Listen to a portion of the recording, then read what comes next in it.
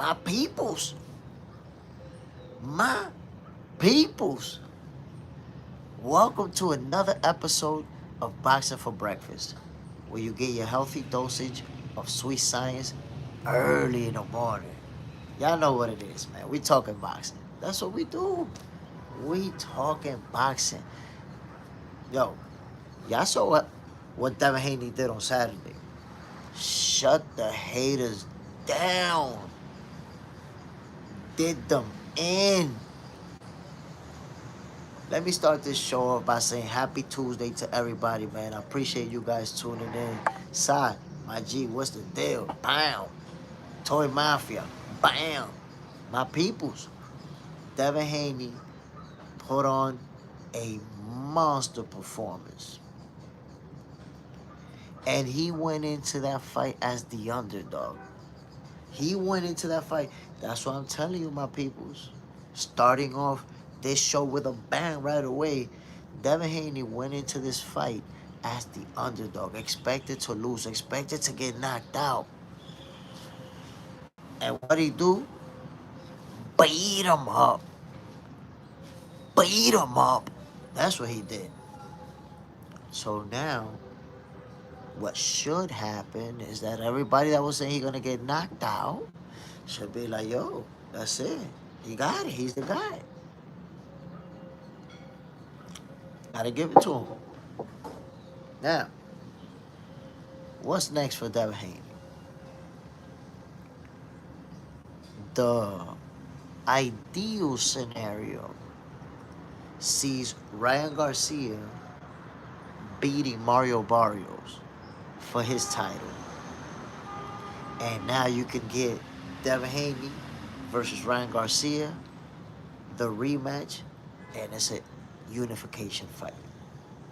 But can Ryan Garcia beat Mario Barrios?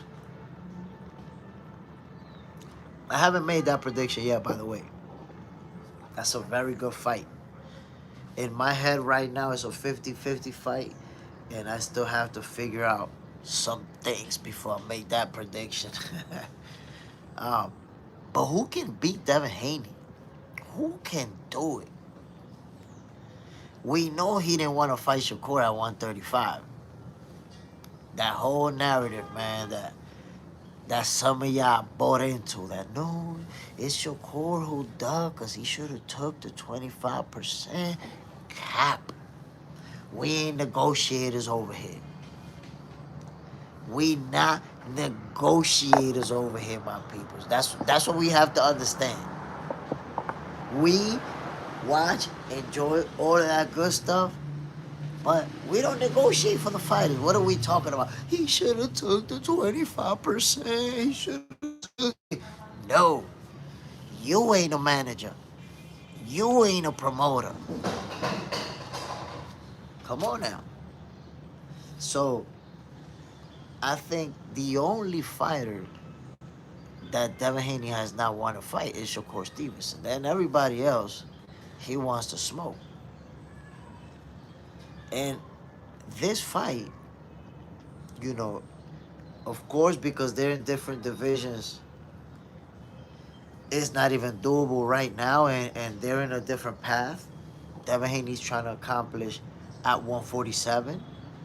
Shakur Stevenson is accomplishing at 140, now moving up to fight Teofimo Lopez. But it's the inevitable that they're going to end up in the same weight class chasing the same title, or one of them challenging the other. Most likely, Devin Haney will be the champion, Shakur challenging him.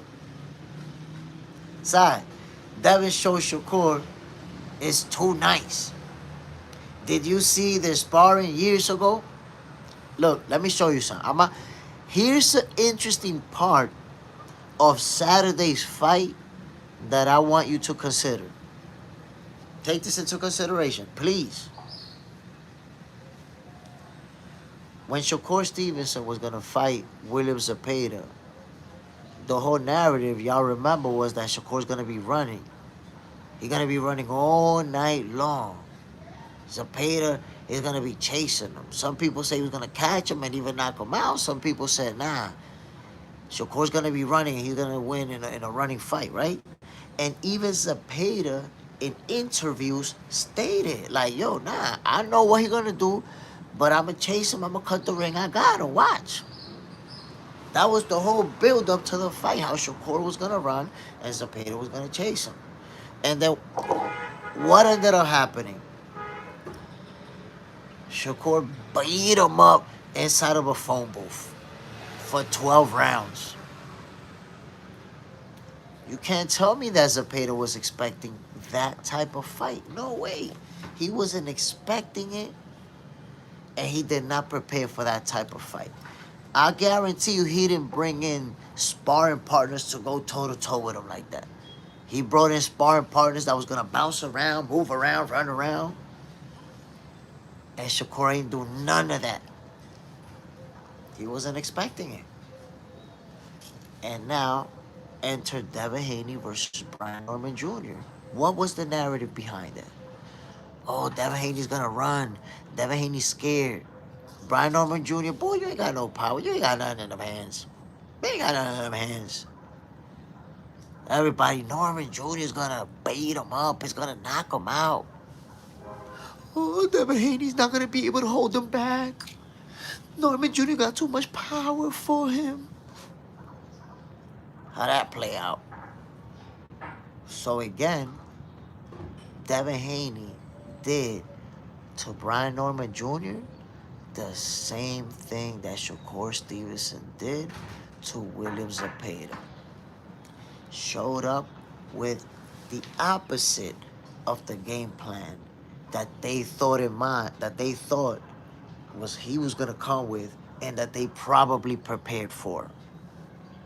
Imagine if Brian Norman Jr. spent a bunch of time sparring with guys that was gonna move around, that he was gonna be chasing them around, preparing for that, preparing to cut off the ring, and then you got somebody beating you up. Come on, man. Whoa, Sai, welcome to VIP. My brother, salute. I appreciate you. You know what it is, man. I appreciate the support always. Yeah. My peoples, let me know what you think. Is there anybody out there who can beat Devin Haney? Now that we understand that he is who he say he is the elite champion, you know, it's crazy because boxing is a what have you done for me lately sport. You know, as soon as he got out of that Ryan Garcia fight, oh, he done, he cooked, he not the same, he goofballery. That is goofballery. How many times we seen a fighter take a L and come back?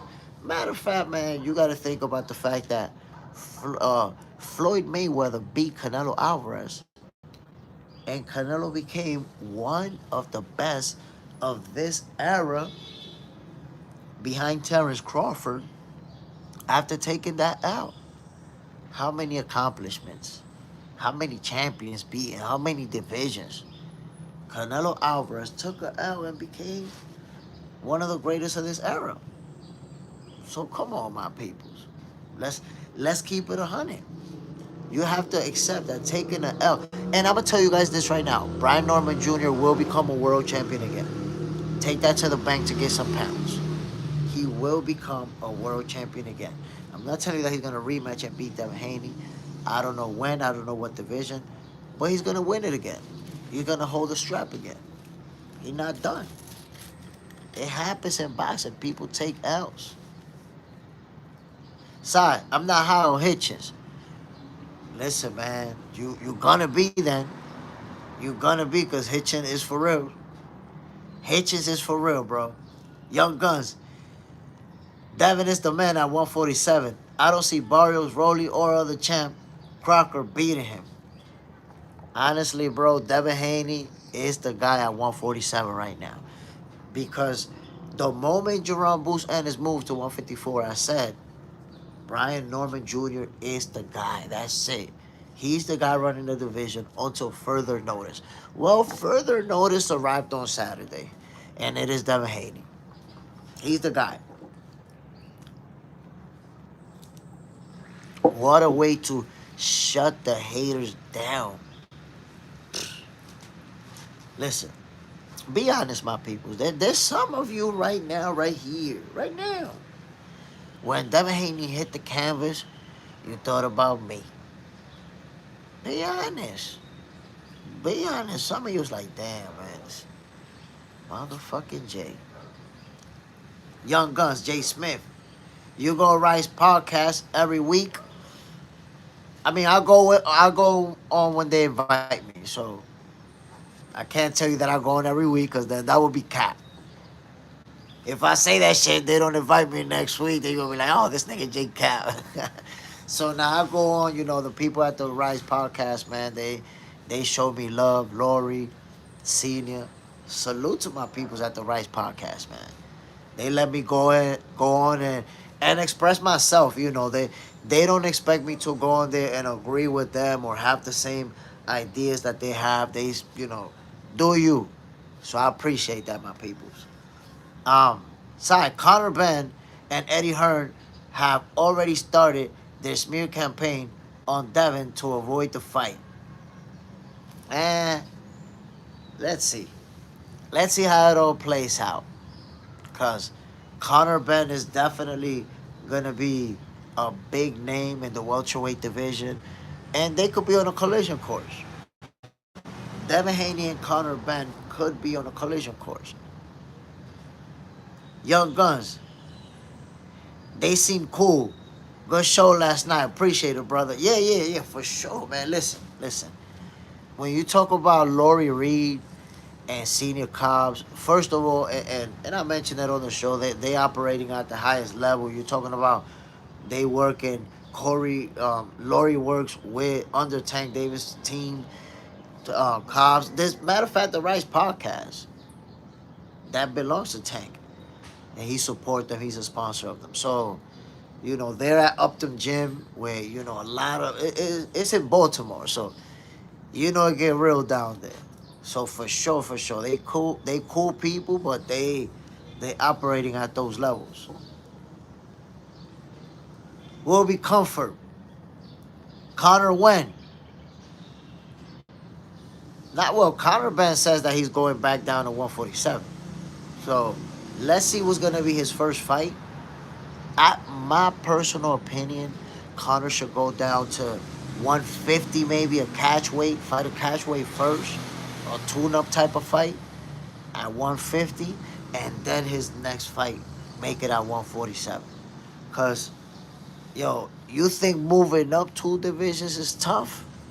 Imagine moving down 2 divisions. That's no joke. So I think there should be a strategy behind it. I don't think he should go down to 147 and right away go for one of the big boys. Mike. Peace, Jay. Devin is about to become undisputed at 147. He already a Hall of Famer. 3 division champion. Undisputed. Beat Loma. Psst, come on now. I love Dev's style. Future bravery. Eddie is hating on Dev. I mean, he's a promoter and he got to back his guys. It's all about promoting. So he got to back his fighters. And Devin is not one of his fighters right now. So I see it that way. It's a business. And Eddie's playing the business. But, man, Devin Haney really shut the haters down on Saturday, bro. Think about it. We was talking about he's going to get knocked out. He can't handle Brian Norman Jr. And it's what I said. People don't realize it. Remember when Shakur Stevenson was going to fight William Zepeda? How the whole narrative is that he was going to be running all night long. Running, and William Zepeda was going to be chasing him all night long. And what happened? Shakur Stevenson beat him up from inside of the phone booth. You think William Zepeda prepared for that? You think he was with sparring partners like going toe-to-toe? Nah, he probably brought in sparring partners that was going to be bouncing around, moving around, using the footwork. He's going to be chasing them. And the fight didn't play out like that. Shakur done beat him up from point-blank range. So now, enter Devin Haney versus Brian Norman Jr. What was the narrative? He's scared, he's going to run. That was the narrative. Brian Norman Jr. is gonna go in there, walk him down, and beat him up. Nope. Switched up the whole game on him and was there to beat him up. And I said it last week. I was like, yo, Devin Haney gonna lump him up. And he lumped him up like, you saw that knockdown in the second round. When he caught him with that shot, boom! When Norman Jr. got up, and I saw that his nose was shifted on the right side of his face piece, I was like, oh, nah. And if you was watching that, bro, Brian Norman Jr. eyes was like the deer in the headlight. He was just like that. When he got up, deer in the headlight. Shocked. Ike, I think going back to 147 for Conor will be his downfall, and Devin will punish him. Like I said, man, I think he should do a tune-up, like at 150 or something like that. Mr. KO, Dev shocked me with that second round knockdown. Caught him flush. And that was a good setup, though, because if you remember, it was a little combination. Pop, pop, pop. Stunned him. And then he caught him with that left hook to the melon. And that right hand, man, that landed flush in the snack box. Boom! Yo, it's one of those punches that take up your whole joint like this. Like the glove just, nose, mouth, chin, all of it. Crazy, crazy.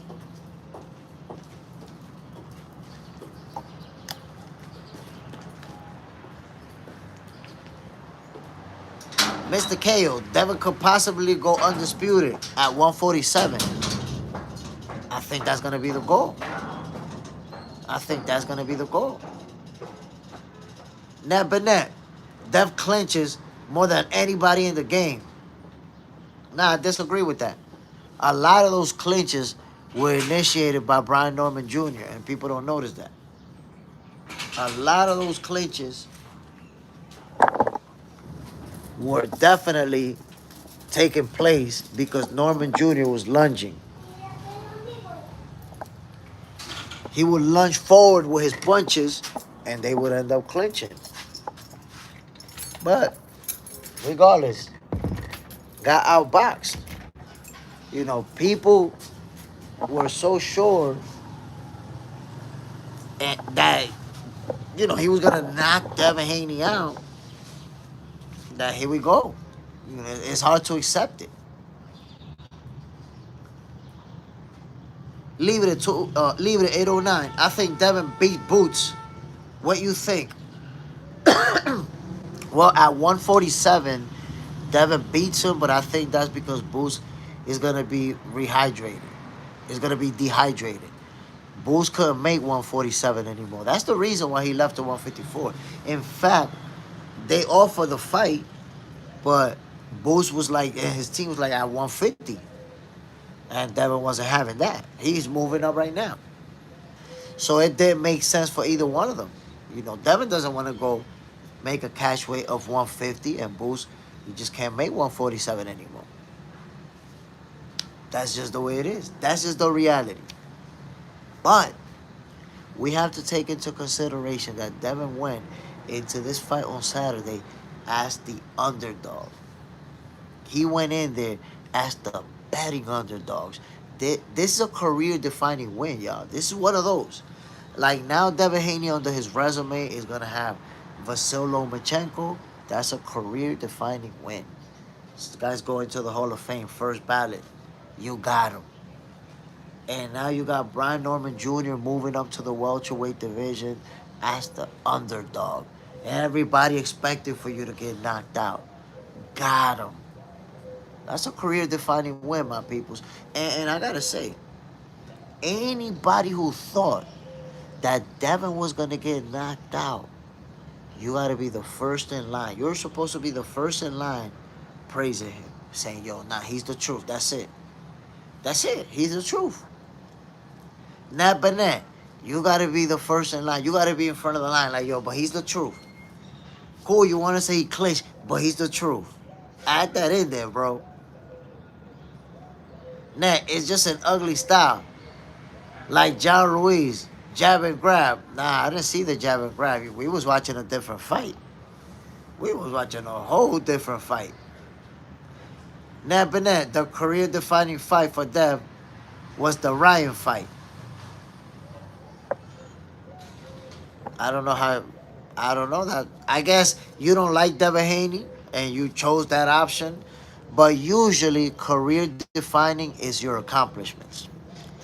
A no contest in your resume is not gonna define it. What's gonna define is how many titles you won, how many divisions you won titles in. Did you unify titles?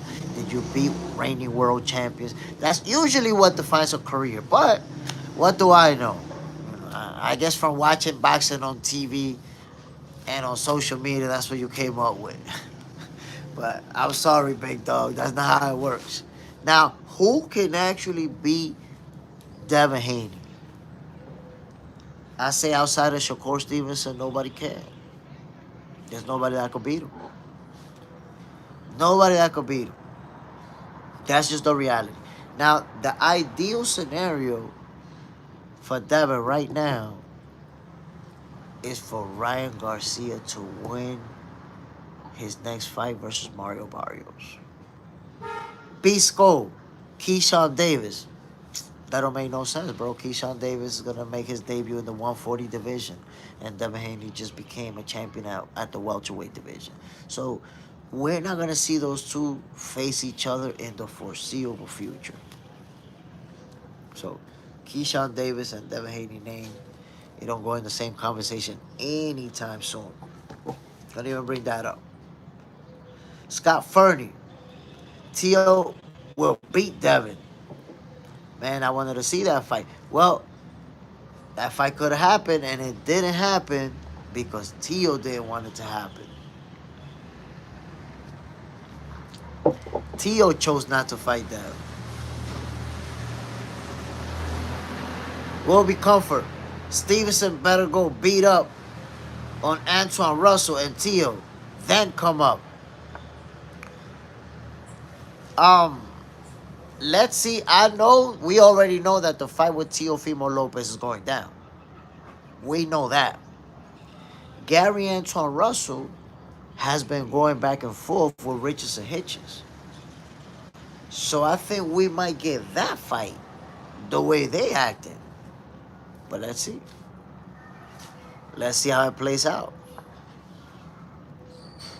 Bisco, you said who can beat him?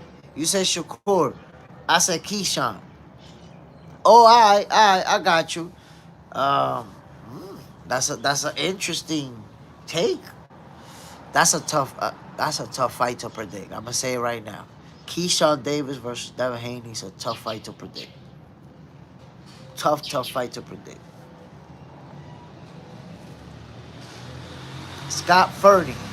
I think Tio will beat Devin. Lots of fighters at 147. I mean, he's the world champion right now. Let's see.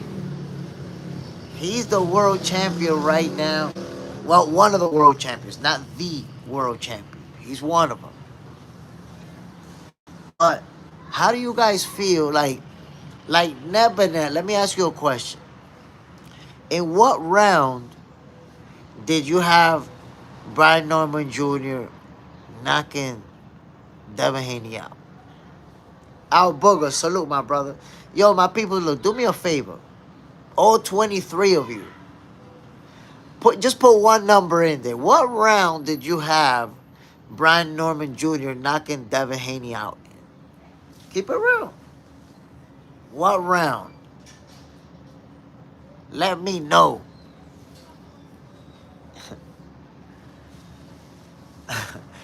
Libre. I was trying to say when Devin eventually moves up to 154, I think he beat Boots. What you think? Ooh. Now, look. First, I gotta say this. Devin became a champion right now at welterweight, and Boots, just got to 154.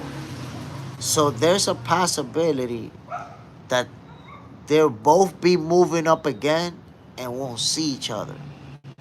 Like I'm talking about Boo's 160, Dev 154, because Devin is gonna be at 147 for a long time. Trust me, he's not going nowhere no time soon. So I don't know how soon we'll see them, and I don't know if we'll see them at 154. But honestly, at a higher weight, I think I might end up going with Boots. If it's at 147, I would have gave Devin a chance. But at a higher division, I'm not sure. I'm not making predictions right now. But I'm just saying at a higher division, I'm giving Boots an edge. Because he's going to be more in his natural weight than Devin Haney. They face each other at 160 down the line. Boots is going to be, I think more in his frame than Devin. Ike Mike, Gary Antoine destroys Africa. I believe Gary Antoine is the best 140 pounder. I knew Devin was going to take him to school. Come on, man. Come on. Brian Norman Jr. And I got to say, man, salute to Brian Norman Jr. I give him his credit because he fought like a true champion. And he fought all the way till the end. You think about this, my people. He got his nose broken in the second round. Got hurt, got stunned. And even with that happening, he went on to fight for 11 rounds with his nose leaking. You can't even breathe right when your nose leaking like that. And he went 11 rounds, throwing punches, fighting, giving it his best. Because let me point something else out. What happened to Brian Norman Jr., look how things come full circle. What happened to Brian Norman Jr. on Saturday is what happened to Devin Haney versus Ryan Garcia. Only that's a different situation because of the allegations and everything, but I want you to think. Devin Haney got hurt badly early into the fight, and he never really recovered like that. He never really was able to do what he usually does. Well, Ryan Norman Jr. in the second round caught a two-piece combination, a three-piece, a four-piece, because it was a pam, pam, pam, and then it was a pam, pam. So it's like a five-piece combination, bro. 2 chicken wings, 2 drums, and a biscuit. No soda. So when he got dropped and got up, with the eyes like the deer in the headlight, with the nose shifted to the right side of his face piece, that's it. He had to bite down for 11 rounds after having that moment. Trust me, it takes another level of toughness to do that. So he went down like a real champion. It happens. But like I said, Brian Norman Jr., he'll become a world champion again. You could take that to the bank to get some pounds. His run is not over. We live in this new social media era where a world champion take a loss and it's like, oh, he done, he washed, he cooked, he was a hype job, all of that stuff.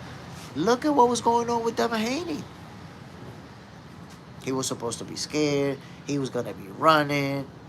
And look how it all played out. 2 wings, 2 drums, and a biscuit. Bro, no soda, left him out to dry. You know what happened when you eat that biscuit and you look around, ain't nothing to drink? You cooked. Hey, get that biscuit from the Habib, from the Popeyes, from the Crown Chicken. Them biscuits that be type dry. You ain't got nothing to drink, you cooked.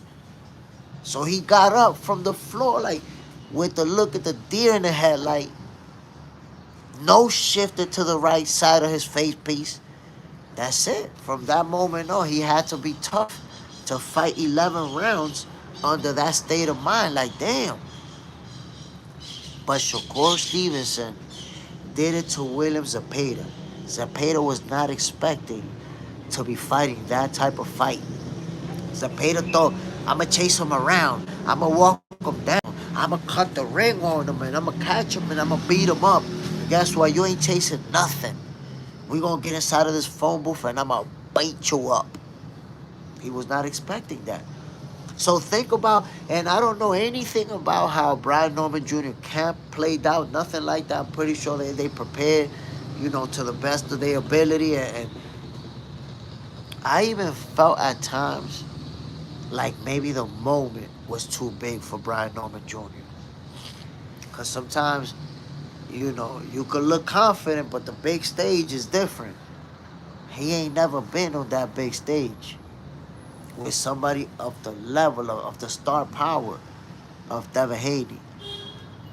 But I'm imagining that they were planning on chasing Devin Haney around. That they were planning on cutting the ring. That they were planning on, we're going to catch him. And the same way that Shakur Stevenson did William Zepeda, Devin Haney did Brian Norman Jr. Like, nah, hold this. Take this. Libra 809. True, Norman is only going to get better from this and will be champion again. That's facts. Brian Norman Jr. will be a world champion once again. I promise you. Now, why do I bring up Shakur Stevenson into this whole equation? Y'all gotta remember, Shakur been chasing Devin Haney, been trying to make that fight. You remember when Shakur stepped in the ring? Y'all remember that moment? Devin booked it. Booked it. Look, he wasn't even facing him. He saw Shakur and was like, yeah, I'm number one, though. Pew! So, Shakur been wanting that smoke. And I think this fight, when it does happen, is going to be a super fight. It's going to be huge. Both of them undefeated. Both of them with all of these accomplishments, putting it on the line. Besides, Devin got the hell out of it. Booked it. Because you know how those things play out, right? They're going to start asking both of you questions. Then they're going to ask for a little face-off. Devin wasn't having none of that. He was like, nah, I'm out. Scott Fernie, what do you think about Shakur versus Conor Benn? I mean, honestly, I don't know. It's hard for me to make an assessment on a fight that two people that are in two different weight classes that I don't even think is going to happen. If they enter negotiations, then I can make an honest assessment. But right now, it's like, I don't know if that's even going to happen. Right now, I do know that Shakur Stevenson is going to fight Teofimo Lopez. You see, all of these fighters that people hate on, they're having these moments. They're getting into that groove in their career where, how you going to keep hating? So, little by little, they killing off their haters. Bang, bang, bang, bang. Like, look at Shakur Stevenson. There was a portion of haters that was like, yo, nah, William Zepeda is going to give him his first L. William Zepeda is going to knock him out. William Zepeda is going to do him in. What he do to Zepeda? Made him look like a Burger King third shift supervisor. Come on.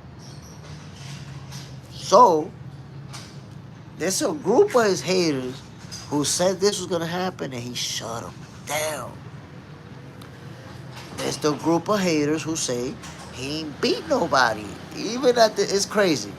Because you don't become a 3-division champion, unified champion, without beating nobody. But that's how the haters do it. Now he's going to fight Teofimo Lopez. I don't know what narrative the haters are going to come up with. There's going to be a lot of people saying, Teofimo's going to beat him. Teofimo's going to knock him out. Watch. And then after the fight, I don't know, they're going to figure something out. So, right now, Devin Haney got a big win. This was a big win. Moved up and beat the guy.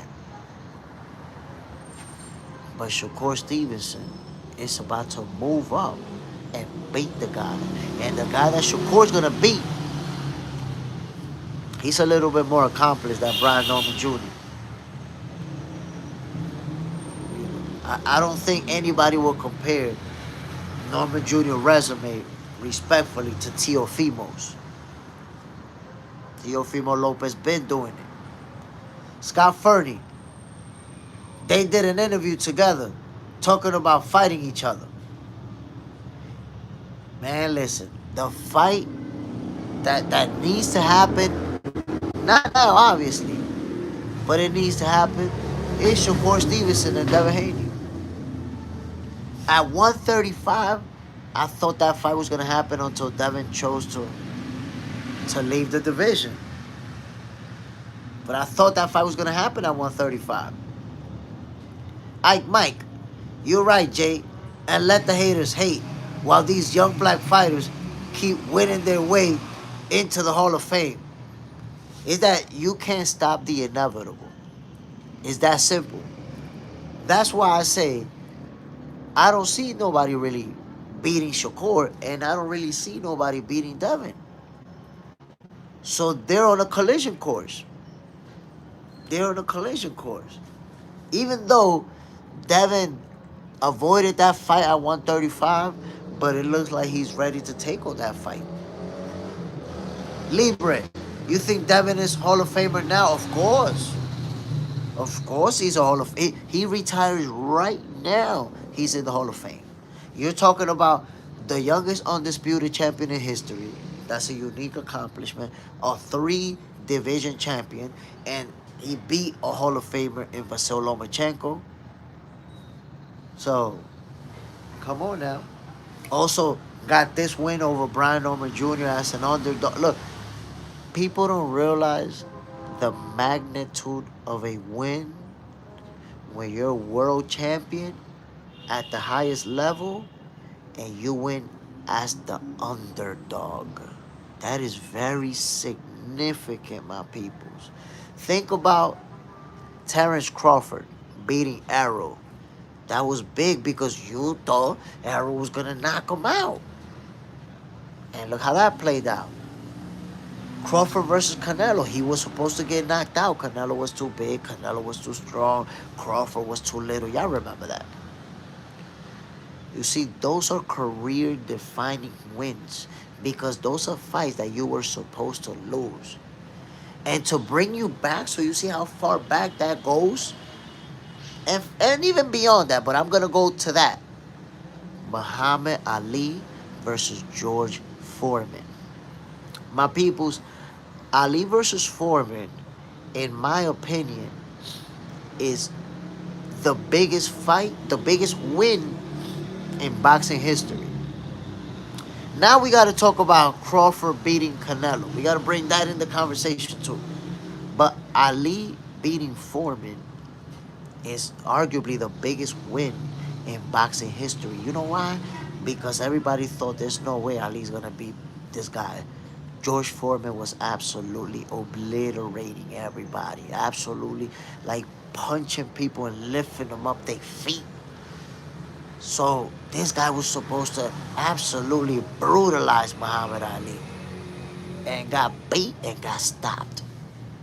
Career defining, like that's when, and I wasn't even there. I wasn't even born. Or maybe I was 1 or 2. I was born in 78.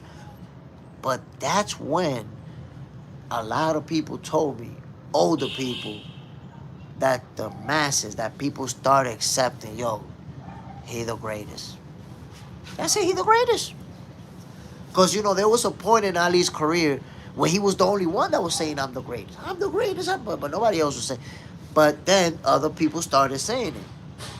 But when he beat George Foreman, that's when other people started saying, oh shit, man, he's the greatest. Fuck it. It's true. Those wins, career-defining wins. You have to understand, when you're at that level, it's hard to get somebody that's going to be a favorite against you because you're that good, right? You're that nice. Usually, for you to have somebody be a favorite, you got to move up in weight. Look, that's how Devin has somebody be a favorite against him. He's making his debut at a higher weight versus a world champion. But when you win as the underdog at that level, that's a monster win. Monster win. So, Devin Haney's a Hall of Famer right now. If right now he was to say, I won't never box another day in my life, he's a Hall of Famer. That's facts. Take that to the bank to get some pounds. Side, best win ever. I like Leonard win over Hearn the first time too. I mean, there's a lot of epic wins. But here's why I think that Muhammad Ali's win over George Foreman is the most important one, the biggest win of all time. You have to remember that at that time, Ali had already lost to Joe Frazier. And he had been dropped by Joe. After that, George Foreman absolutely obliterated Joe Frazier. Beat him up. Beat him up, my peoples. Brutally. So naturally, when Big George was going to fight Ali, yo, people were scared. I've watched a lot of footage, a lot of interviews, a lot of everything behind that fight. And people were scared for Ali. Like, in his own team, people were scared. Like, damn, yo, this shit. And look what he did. He stopped Big George. That was different. If you think about what George Foreman was doing to his opponents, what he was doing to everybody, this guy was brutalizing everybody. Like the type of power that you just don't see, like boom, boom, or like that brute force. So, people expected that Ali was going to get done up. And look what he did. That's it. So even if, like, I've gotten to accept Floyd as the greatest of all time, because once we measure the accomplishments, I think we have to go with him. Not even the undefeated. The accomplishments, the champions beaten and all of that, right? I gotta go with Floyd. But when I'm picking a single win that I can say that's the biggest win ever, I got Ali's win over George Foreman. And now though, we gotta bring in Terrence Crawford jumping up 2 divisions and beating Canelo Alvarez when he was supposed to get knocked out, when he was supposed to be too small. Now we gotta factor that win into that conversation. That's a monster win. But what happens? What happens if Shakur Stevenson and Devin Haney face each other in the ring? Because I tell you what, these two right here, they've known each other. They've been around each other for a long time, as you can see right there. Been around each other. Hovering around each other. Both of them keep winning. Now as professionals, both of them may never take a loss. I don't want to hear about the Ryan Garcia fight. That's a no contest. Don't be bringing up the past. Undefeated Devin Haney. Undefeated Shakur Stevenson. They're going to end up meeting in the ring, my peoples. Now, I'll remind you, the whole fake narrative that was created about how Shakur Stevenson ducked because he should have took the 25% offer. I've debunked that quite easily. Because yes, he didn't take the 25% offer, but they was going to purse bid. They was going to purse bid. And at the purse bid, they could have still went on to fight. They didn't go to purse bid because Devin chose to drop the titles and move up to the 140 division. So if he dropped the titles and moved up, was that offer real? Like, was he really trying to fight Shakur with that offer?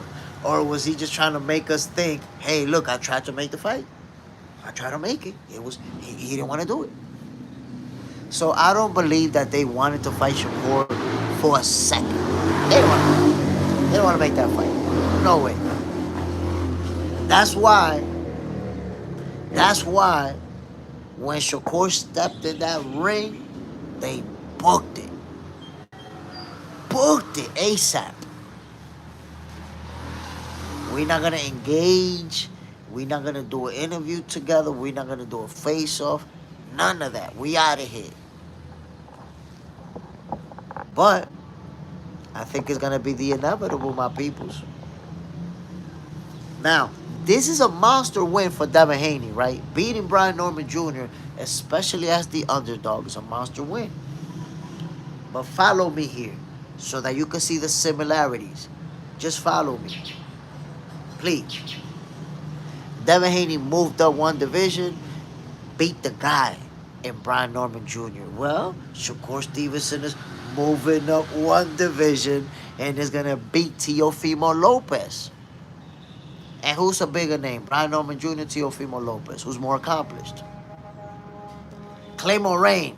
Hey, yo, salute to my guy, Jay Smith. Claymore Rain in the building. My brother, salute. Bam. Appreciate you dropping in. Yo, what a weekend of boxing, bro. What a weekend of boxing. Whoa. And let me say this. Because I'm going in on Devin Haney and Shakur Stevenson because I think that's going to be a monster fight, man. That's going to be the biggest fight. When the time is right, that's going to be the biggest fight to make. I know that Shakur is going to get that fight. Devin is not going to keep ducking him forever. So it's going to happen. And don't think that I'm slandering Dev, man. I'm giving him all his credit. Everybody know I said he was going to win this fight. I expected him to win this fight. And he did what he was supposed to do. Out booger. Devin very clearly curved Stevenson. But salute to Devin for the big win over Brian Norman Jr. That's a monster win, bro. Monster win. Now, follow me here, my peoples. I said this earlier, and I'll repeat it again. Devin Haney took the Shakur Stevenson recipe. And what I mean by that, remember the narrative that Shakur Stevenson was going to be running from William Zepeda? That Zepeda was going to have to chase him around? Zepeda himself said it in interviews. I know what he's going to do. I got him. That Mickey Mouse shit, I got him. So Zepeda prepared to chase Shakur around for 12 rounds if necessary. And then he shows up to a fight where he has to be inside of the phone booth, getting beat up from inside of the phone booth. You ain't chasing shit. What you thought you was going to chase? Nothing. You're going to be chasing these knuckle sandwiches. He didn't prepare for that. He wasn't ready for that type of smoke from Shakur. Nobody was. He's going to run all night long. Zepeda's going to cut the ring. So enter Devin Haney now with Brian Norman Jr. Oh, he's going to run. Brian Norman Jr. is going to cut the ring. Brian Norman Jr. is going to knock him out. Well, guess what? That's not what he was coming in with. Whole different game plan.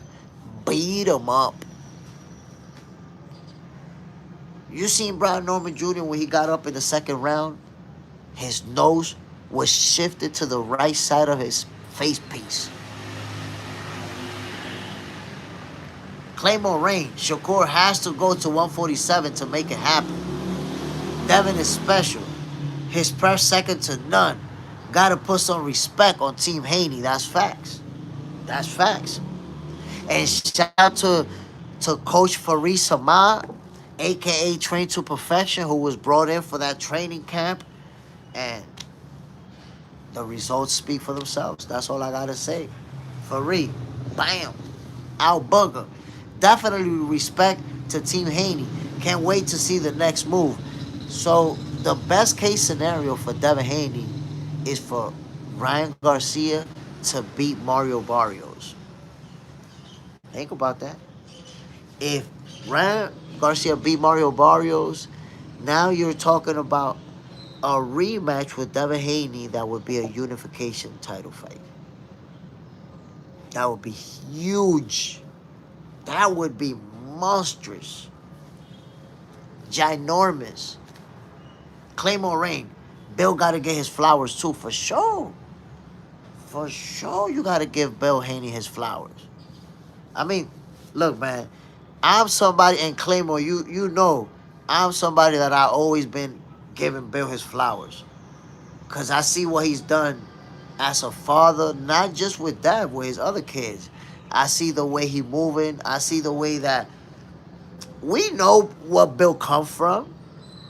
Bill is really a dude from the streets. And he traded his whole life that was very successful to support his son's career and make him a superstar and take him to the highest levels. And he has done that.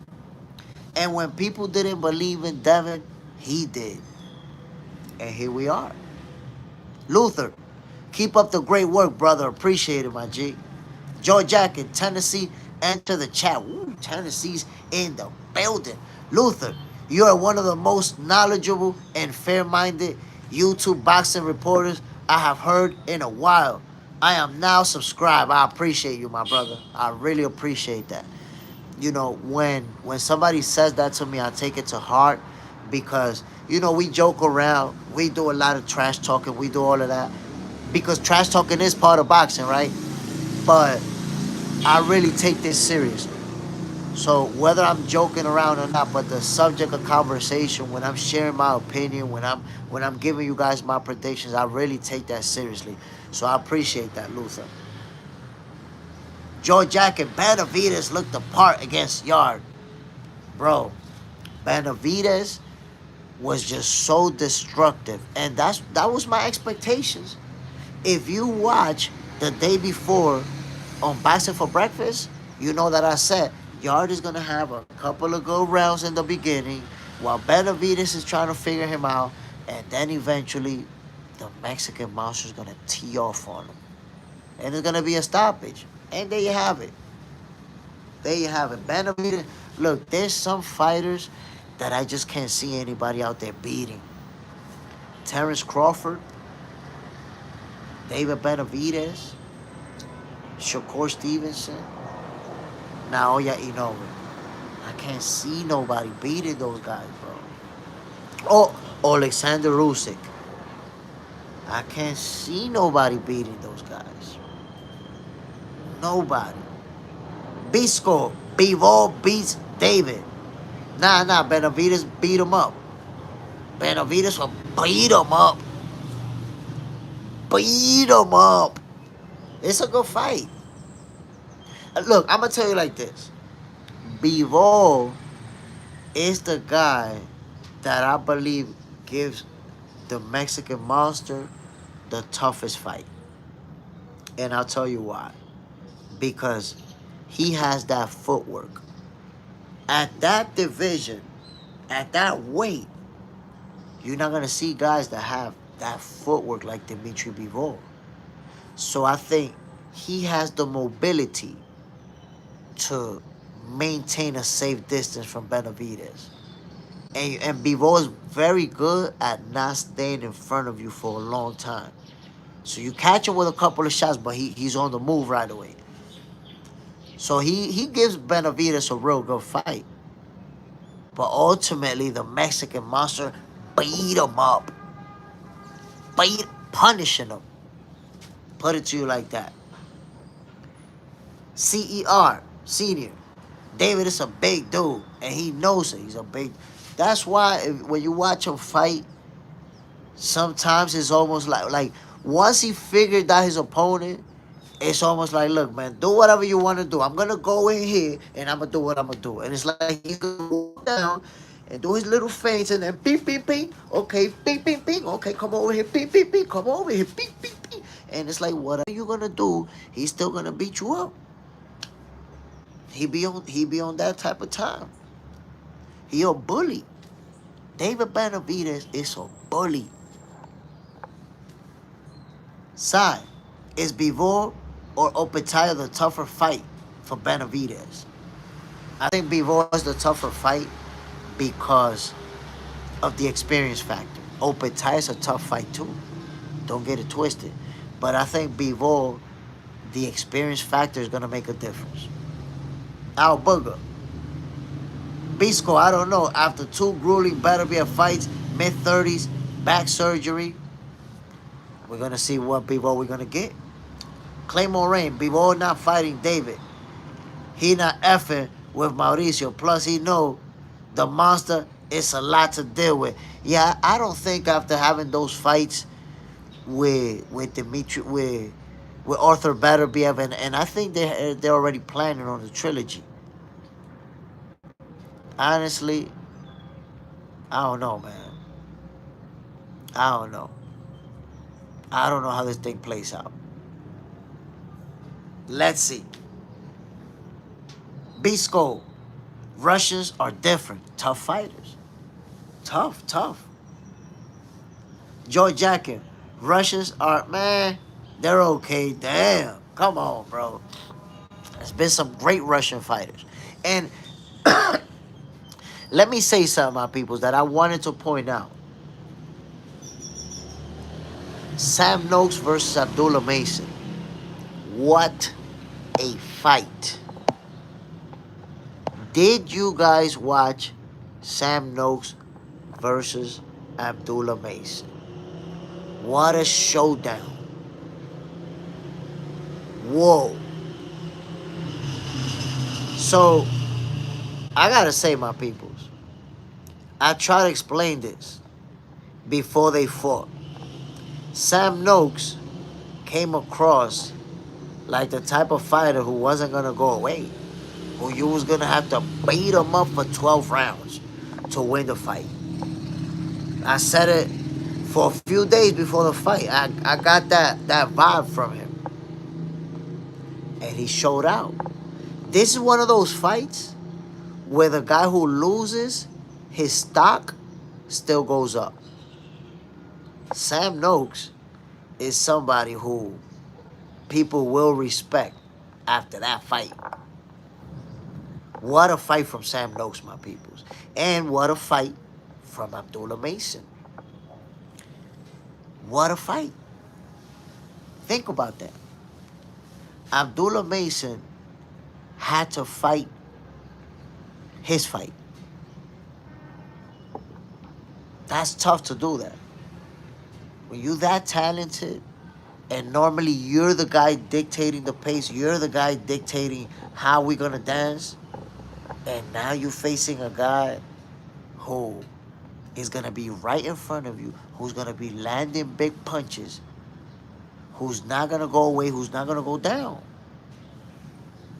You have to bite down and beat him at his own game. And Abdullah Mason been telling us that he got the appetite for that smoke. Shit. You gotta believe him. What a way to win your first world title. Claymore Rain, Abdullah gotta go from an appetite for smoke to an appetite for excellence. That defense and poise gotta level up. So, I think, here's my take. I think that he chose to fight like that. Maybe ego got a little bit in the way. But I think for his next fight, we're going to see an Abdullah Mason who's going to be a lot more mobile, who's going to use the footwork a lot more. And I think he has it in him. I think he chose to do this. Because if you remember, after he got dropped by Buddy, those fights afterwards, his defense looked way better. And he wasn't taking punishment. This fight, he decided to bang it out. You know, he fought a guy who was at a very high level. And he said, you know what, I'm going to bang it out with you. I'm going to put together. Because I'll say this, Claymore. That performance at his age,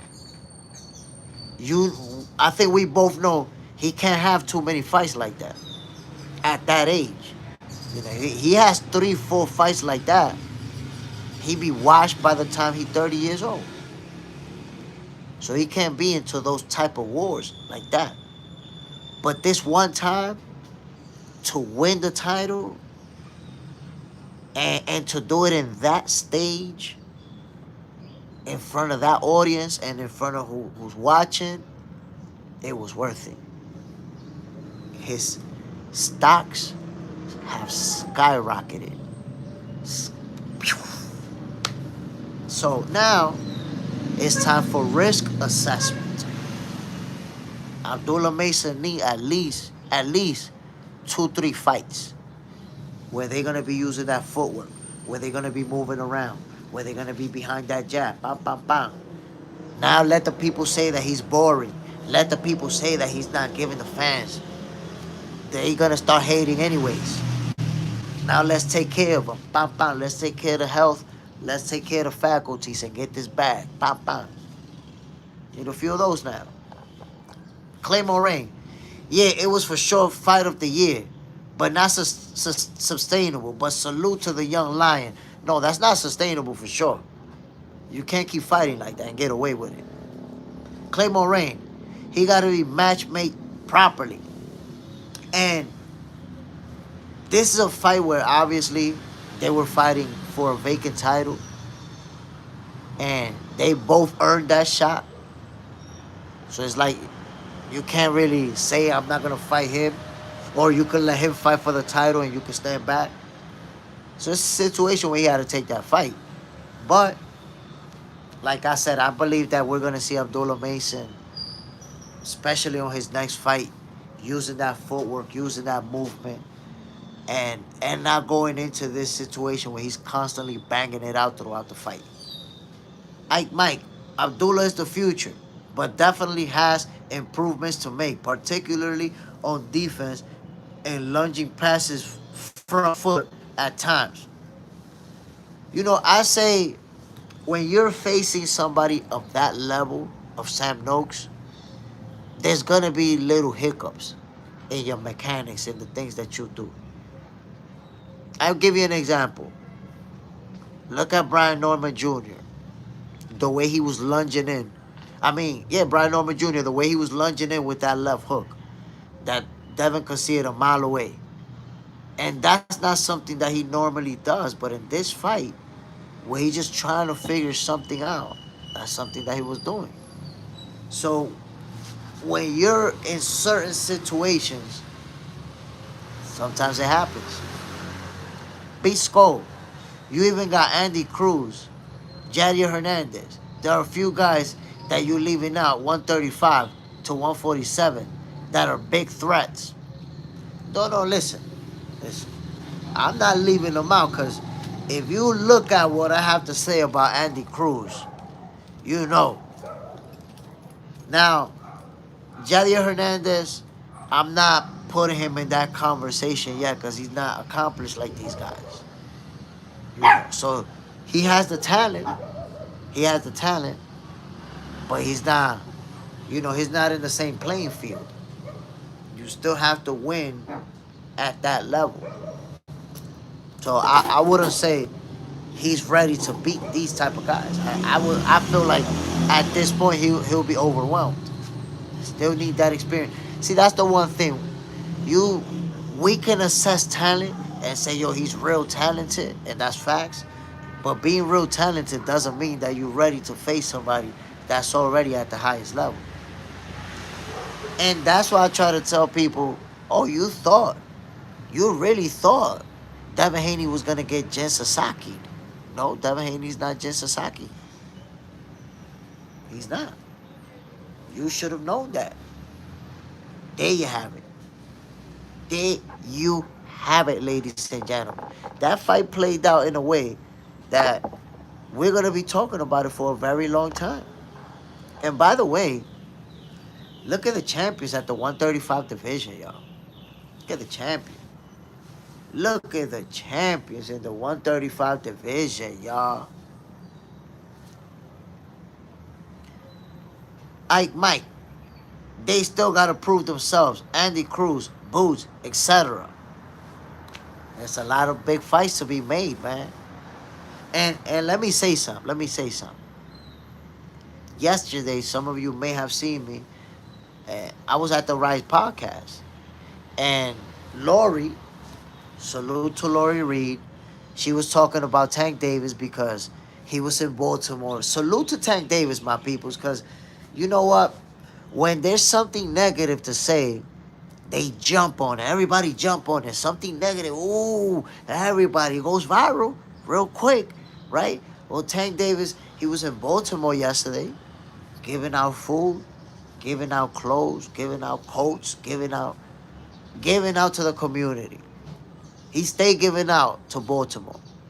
Why that didn't go viral? Oh, they ain't talking about that, right? So I think it's crazy that people love to tear somebody down, love the negative news, but when it comes to saying something positive, they don't give a damn about the positive. Oh, he giving out to the people? Yeah, whatever. Damn, what's up? Like maybe we could talk about the positive too. So salute to Tank Davis for giving out to the people in Baltimore. Um, but Lori said that she don't see him retiring. He's not gonna retire. He's gonna fight, and he's gonna end up in the ring with some of those big names that we want to see him with. Cause that's the one thing. People get it twisted. They think that I'm a Tank Davis hater because I say, oh, he didn't fight this guy, he didn't fight that guy. I just want to see him fight those guys. Tank Davis is one of my favorite fighters, just like he's most of you guys' favorite fighter. Cameron Terrell always always do things like that. But that's what I'm saying though. You know, you you see how people act when Tank Davis is dealing with adversity. They jump on it, hard body. But then when he's doing something positive for the community, when he's looking out for the people, when he's taking out of his own money to help people out, that shit don't even. Nobody really, yeah, I know the people in Baltimore who support Tank Davis, they posting about it, they talking about it, but I don't see it. Libre, I think Devin is going to number one pound for pound in the future. He has the best resume out of the young fighters. I think the way that it's gonna play out in the future is gonna be Devin Haney, Shakur Stevenson, and Jerome Boost Ennis. And them three is going to be battling it out with each other for that number one spot. You're going to see them shifting. Oh, this one got a bigger win. Now he's number one. Dropped him. Then this one got a bigger win. He went up to number one. I think that's what it's gonna turn into. Because you're saying that Devin has the better resume, but that's gonna be opinion. When we say better, it's gonna be opinion. Cause look, right now, he's a 3 division champion, right?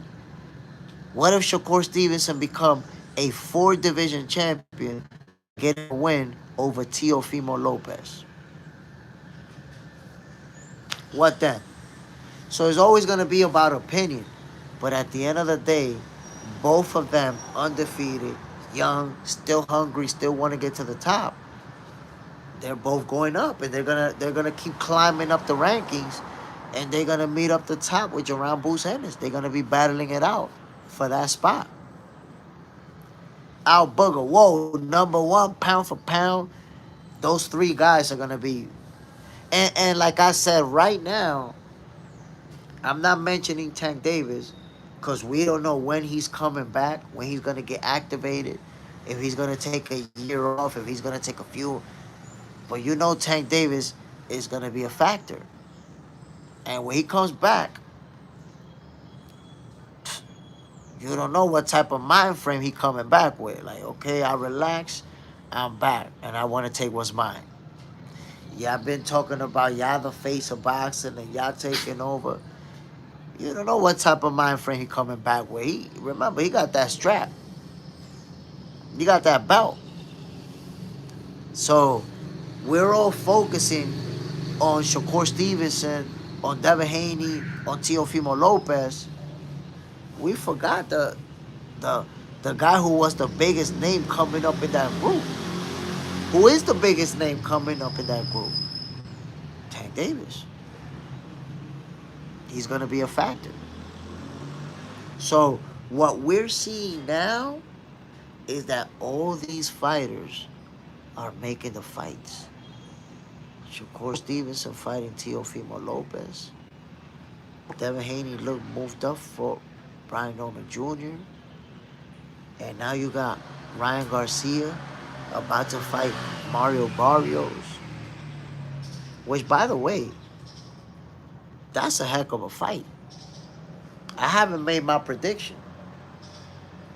Ryan Garcia versus Mario Barrios. That's a good fight. That is a good fight. Who you guys got? Let's make some predictions. Ryan Garcia versus Mario Barrios. Who you guys got winning that fight? Y'all let me know.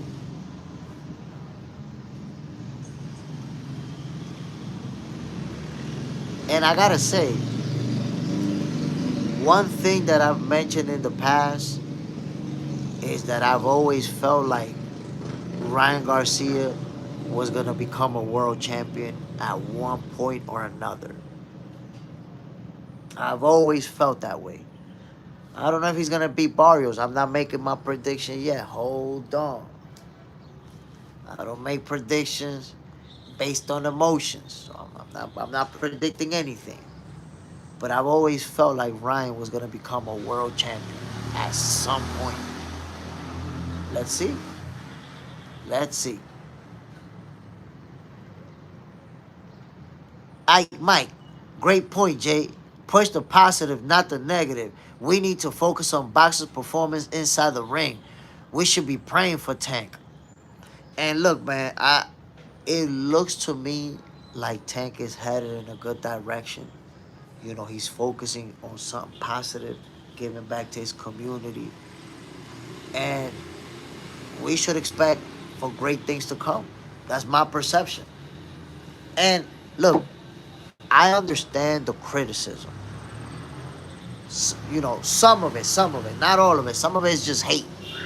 But I understand the criticism. But all I'm saying is, if you criticize someone when they make a mistake, why you can't praise them when they do something good? And that's the problem with society. They want to drill down on somebody, but they don't know how to uplift them and say, damn, look what he's doing.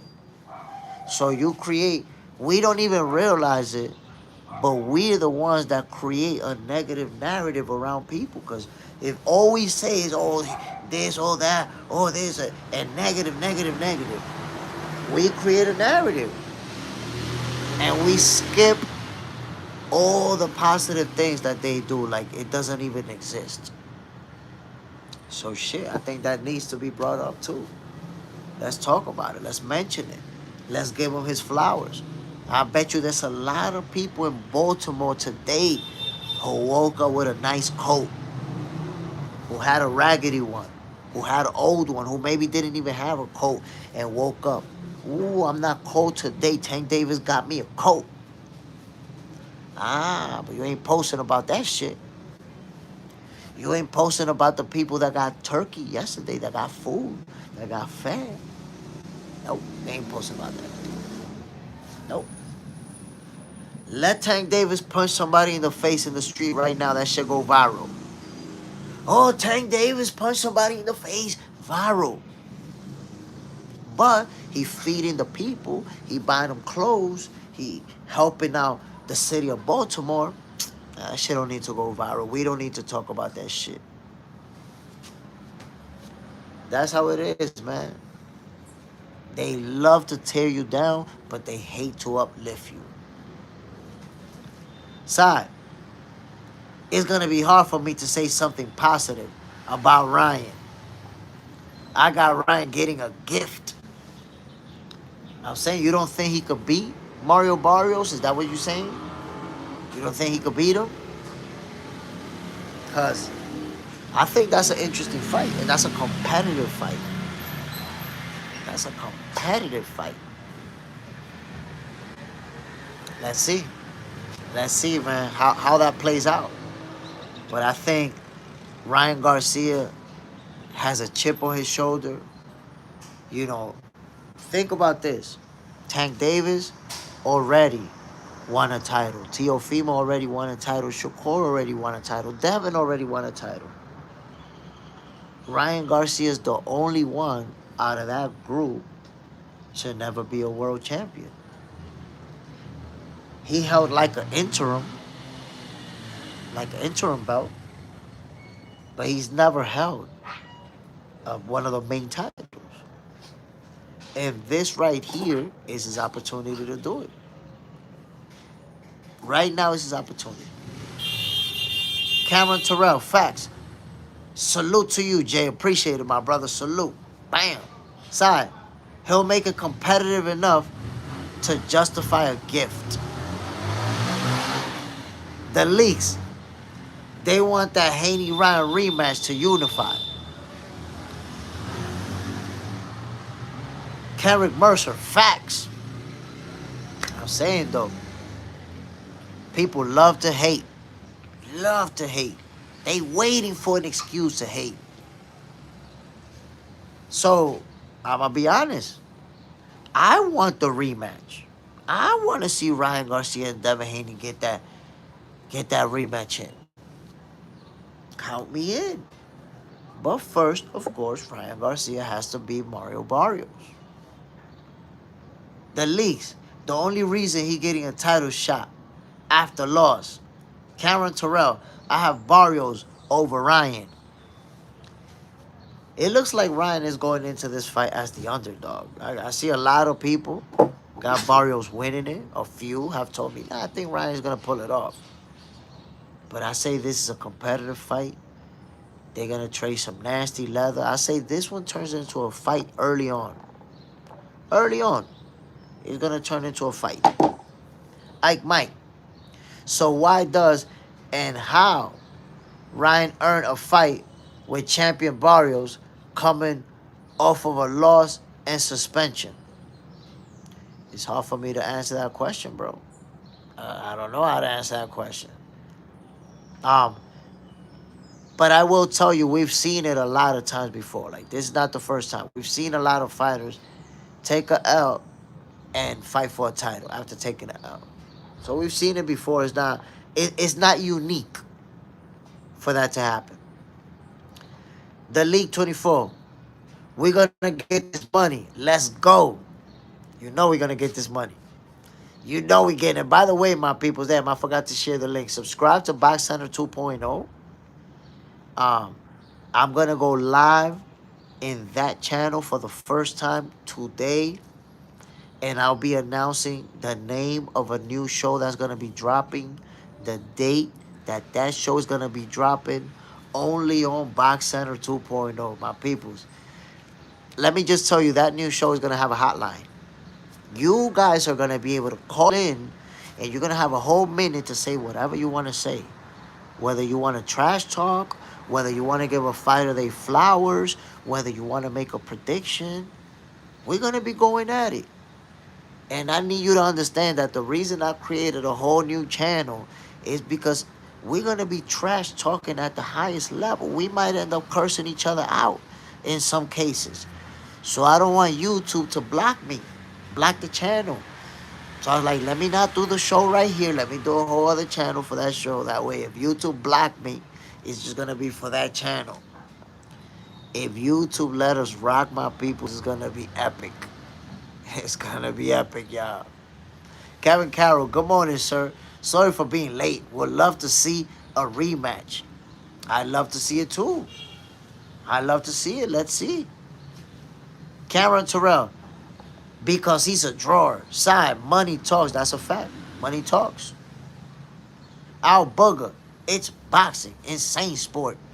Kendrick Mercer, if Barrio don't KO him, Garcia wins. I don't think so. I don't think so. You know, if Barrios drop him and beat him up, he's going to win. He's going to win.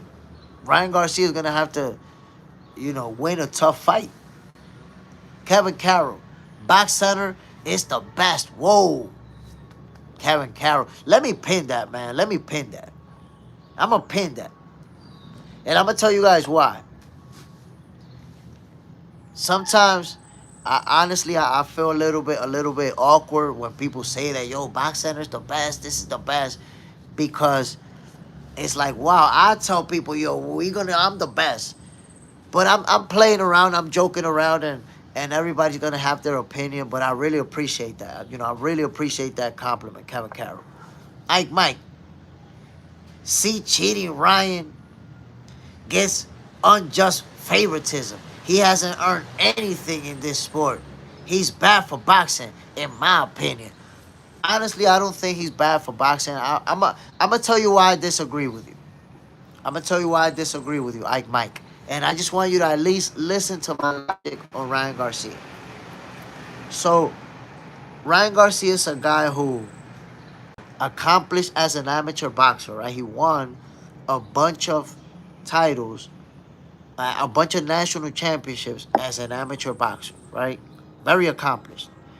Then he turned professional, and what happened as a pro is that he became super popular with his YouTube channel, and he started being labeled a YouTuber. But what people don't understand is that Ryan Garcia, he was very popular as a young kid, as an amateur boxer.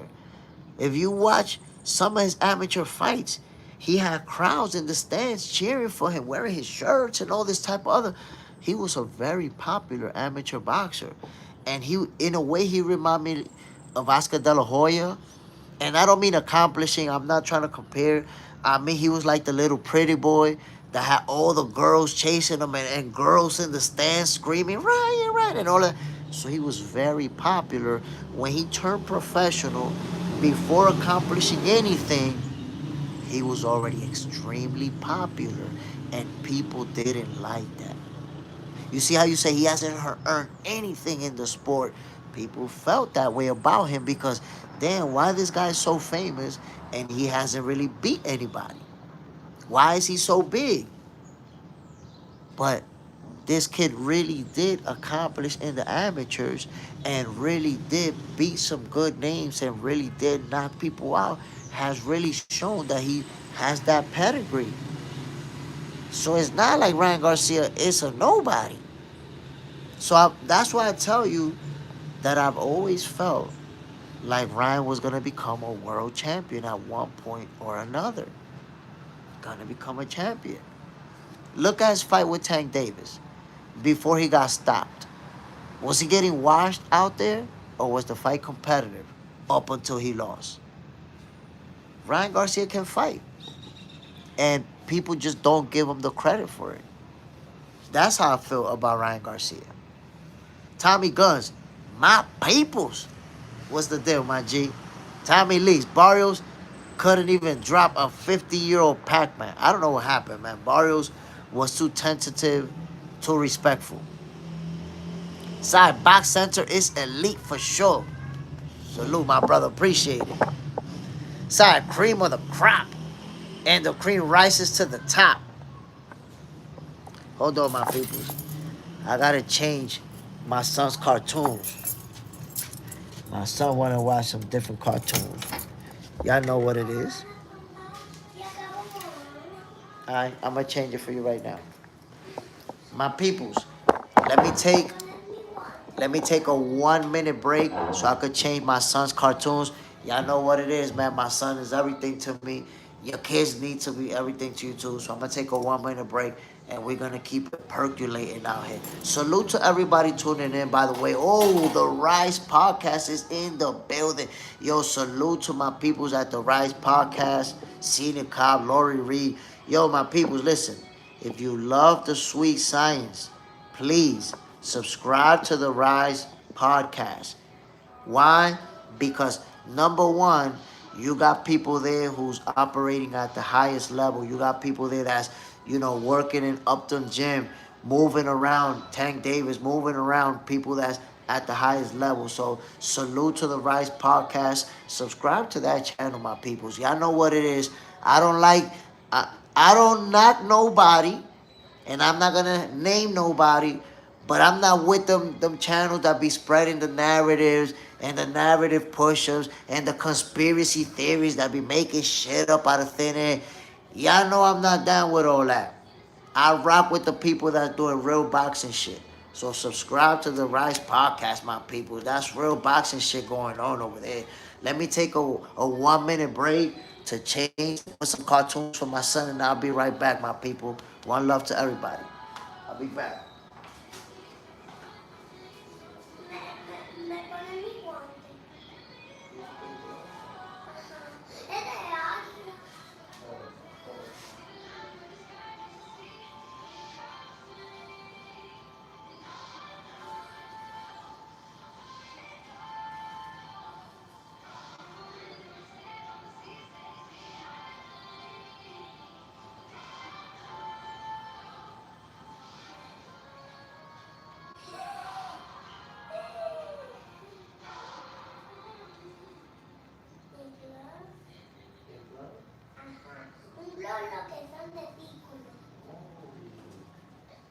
That's your power glove? You got a power glove?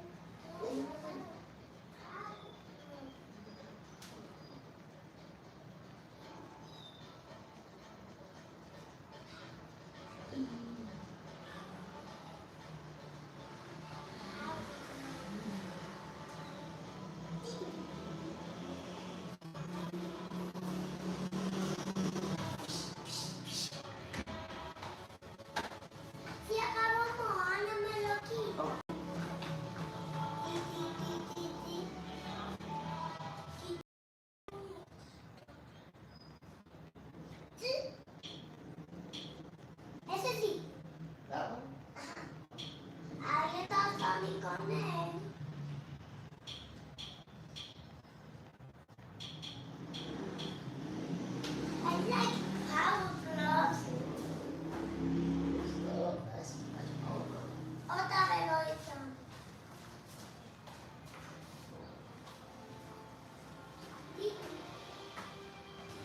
My peoples.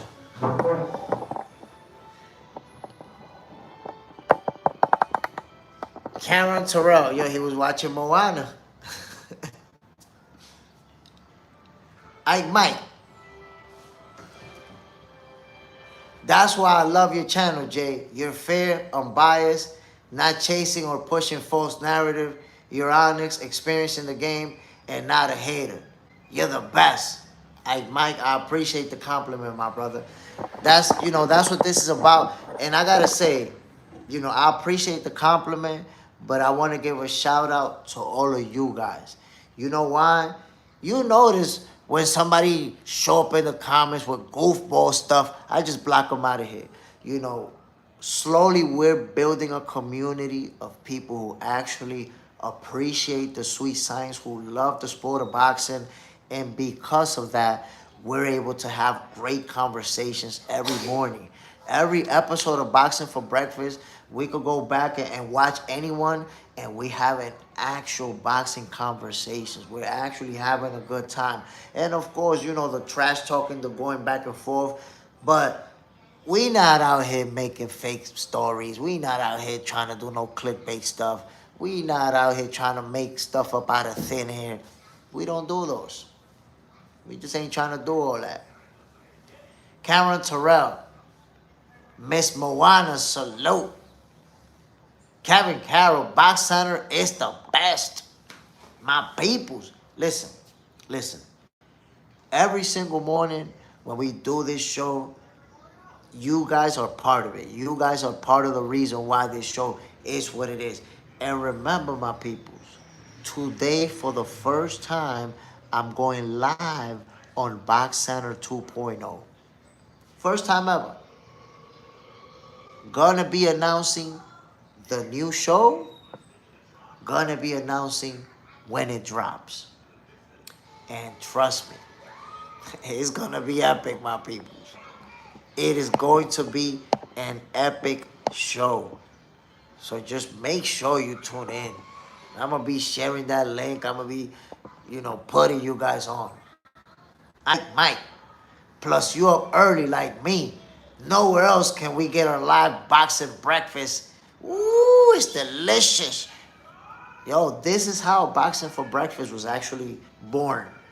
You know, sitting over here by myself like a goofball, thinking about boxing. And then I was like, yo, damn, we need a boxing show in the morning. I can't find nobody. I want to argue with somebody. I want to trash talk somebody. And somebody gonna be trash talking me too, but we're gonna be going at it. And that's what we got is the perfect recipe, my brother. And enjoy your breakfast. To those of you who just woke up, salute to everybody if you're on your way to work. Because that's the one thing, man. Listen, Mike, it honestly makes me happy when somebody tell me, yo, Jay, man, I'm going to see you later. I'm going into work right now. Like, damn, you really decided, and that's all of you. You really decided that your time in your morning, you're gonna spend it watching boxing for breakfast, and that shit means a lot to me, my people. I can't tell you what that means to me. People telling me, yo, man, I'ma see ya later. I'm about to go into work. Oh, yo, look, this what I'm having for breakfast. That's a humbling experience for me, y'all, for real. The leak. I want to argue with somebody. Come on, bro. When you see what's happening and you see people hating on this fighter, you see people saying that about that fighter, you need to argue with somebody instead of just sitting in your house arguing by yourself inside your mind. The Leaks 24, getting the boy ready for school. He'd be like, Daddy, that's your friend, haha. Yo, listen. We all, because that's the one thing. Most boxing fans, you know, we got families. We got our kids. And all of our family members, or most of them, don't have the love for boxing that we have. So it's not like I could sit there, and my son is only 4 years old, but it's not like we could sit there with our brothers, with our sisters, with our cousins. They don't want to hear that shit. They on baseball, on football, on basketball, and we just happen to be the family member that's into boxing like that. Uh, I'm not saying everybody's on the same boat, but a lot of us are in that boat. So, so who am I supposed to argue with? Then sometimes, if you're lucky enough, you happen to have a coworker, and he loved boxing, and now at lunchtime, y'all argue boxing every day. But you don't have in your personal life, you don't have, unless you're working in boxing, you don't have a lot of people that you're going to debate with. Well, you got boxing for breakfast. You got this right here. You got 2,200, 2,400, whatever it is, people that'll go in there and argue with your ass at any given moment. But my peoples, we gotta acknowledge we had an amazing weekend of boxing, y'all. Cameron Terrell, say something about Baltimore's champ, and it's you have an argument. So listen, you want me to say something about Baltimore's champ? Tank Davis, right now, is still one of the best fighters in the game. He's still one of the most famous fighters in the game. And of course, even though we live in a society where people love the negative news, people love something negative to say, if you want me to say something about Tank Davis, I'm going to tell you that man was giving out food, giving out clothes, giving out to his community in Baltimore. That's what I'm going to tell you about Tank Davis.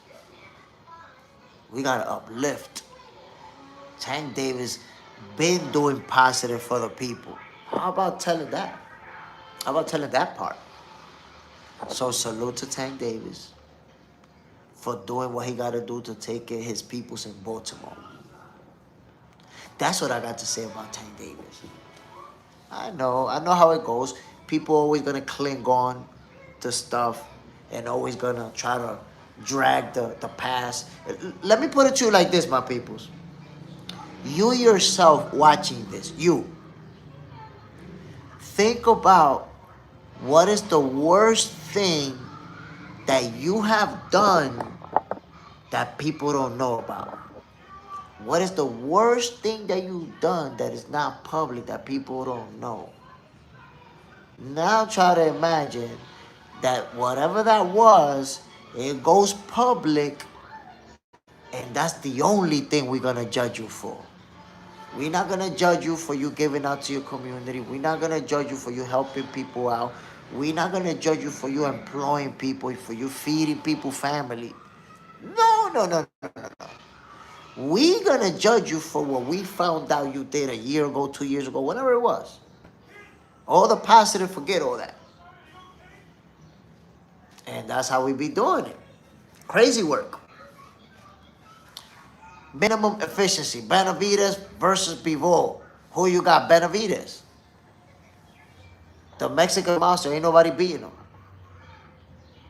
Nobody beats the Mexican monster. David Benavidez is just something else. Ain't nobody beating the Mexican monster, my people. Side. Facts. A million good deeds can get eclipsed by a simple mistake. But I think it's crazy. I think it's crazy to do that. We also gotta look at the positive things that people do. Mike, you definitely become part of my daily AM regime. I do have a boxing chat with my folks, but they ain't up early like this, or they work. And yes, we cannot judge others. But that's what I'm talking about. Nobody's perfect. We all make mistakes. And we all have the opportunity to overcome. We all have the opportunity to move forward. Why not Tank Davis?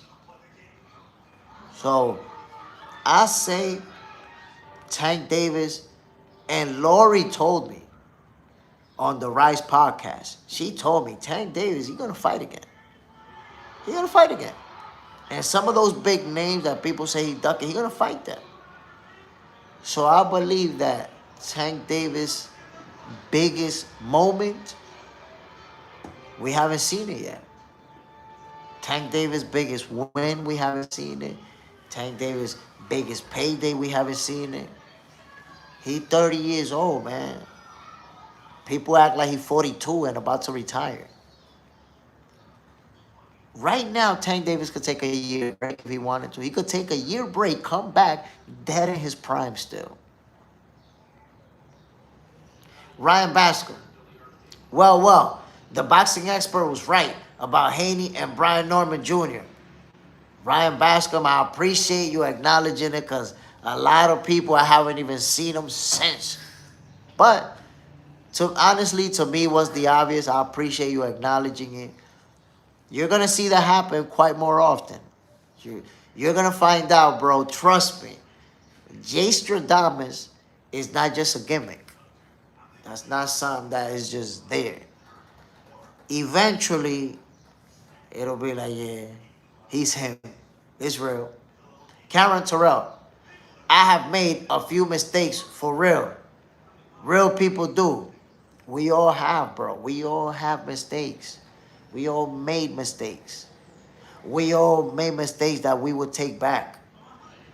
But at the end of the day, it's not fair to judge somebody for their mistakes when nobody knows about yours.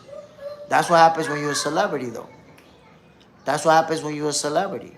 You know, everybody gets to see your mistakes, so they want to judge it.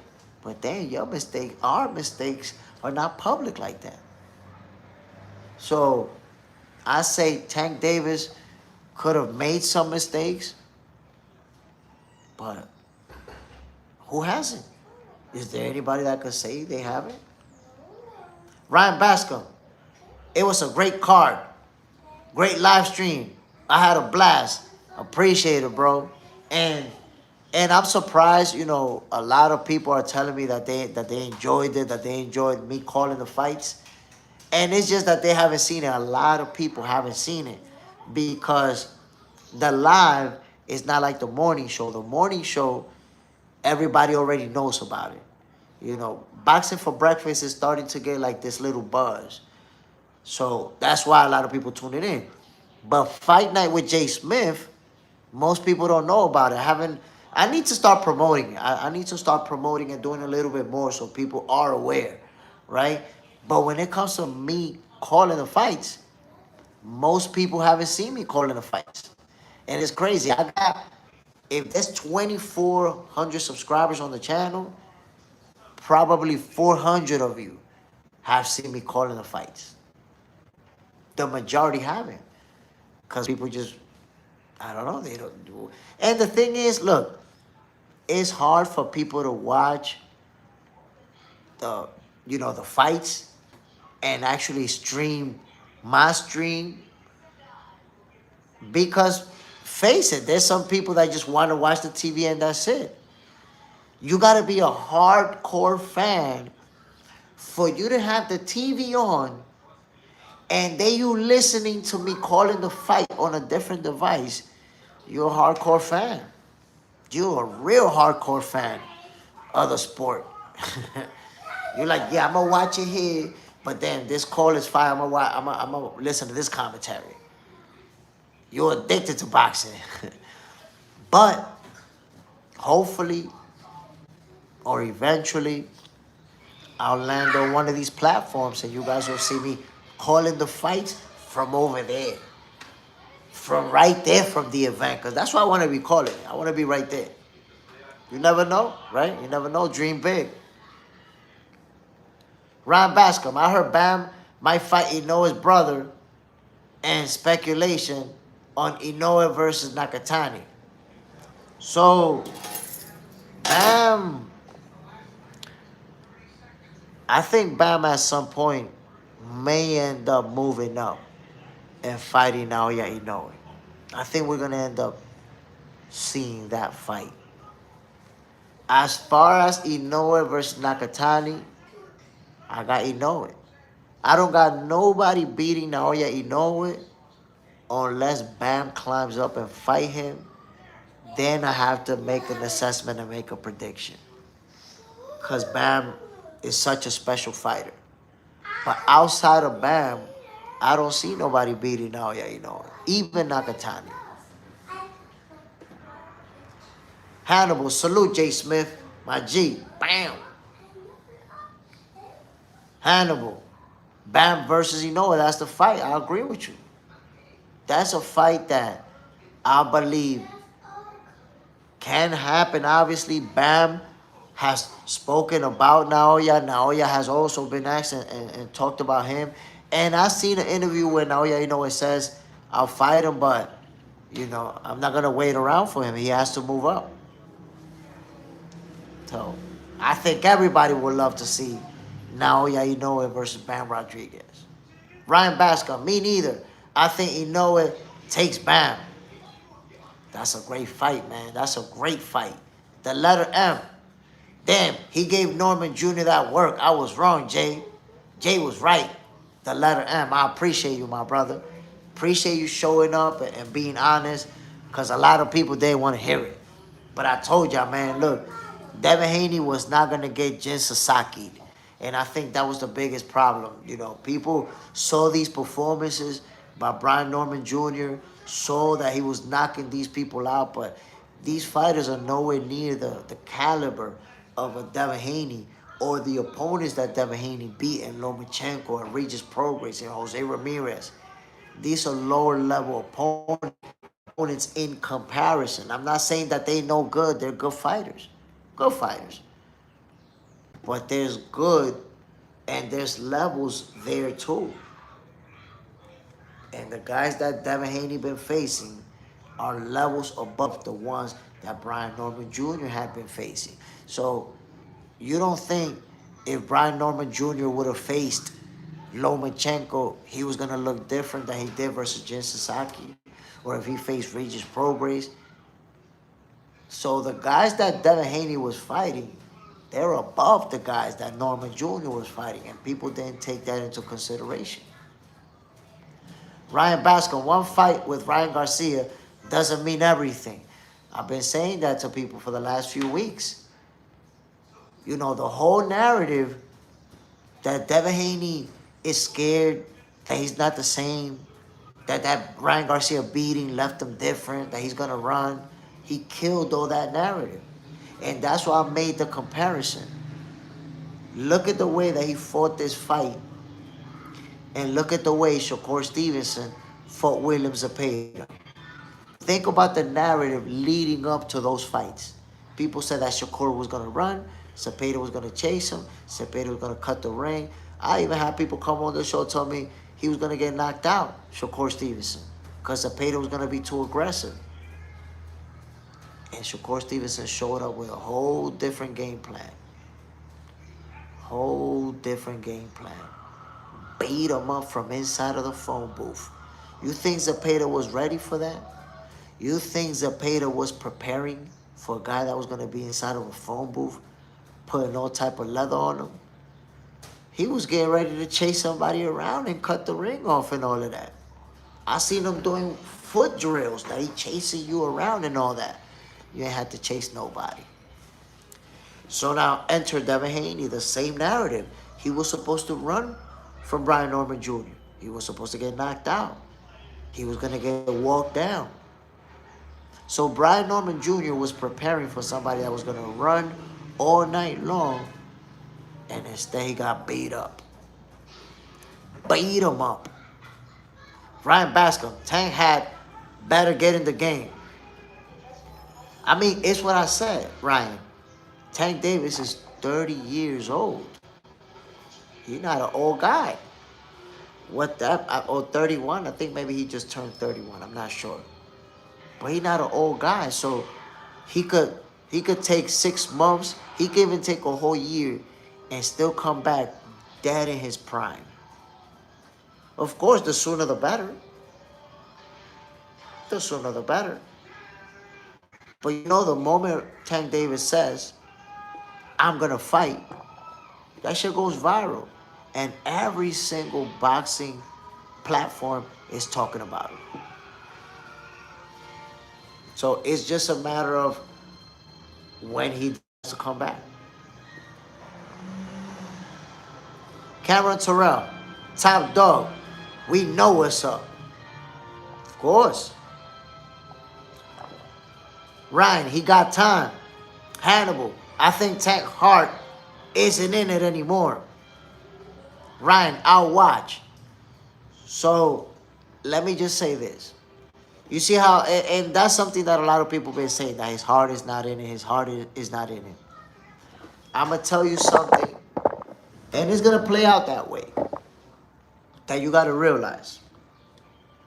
Sometimes it's true, it could be true, that his heart is not in it, but even with that situation, as time start passing, he start missing the sweet science. He start missing being in the ring. He start missing fighting. Because you have to understand, Tank Davis been a fighter since he was a little kid. Been knocking people out since he was a little kid, literally. So,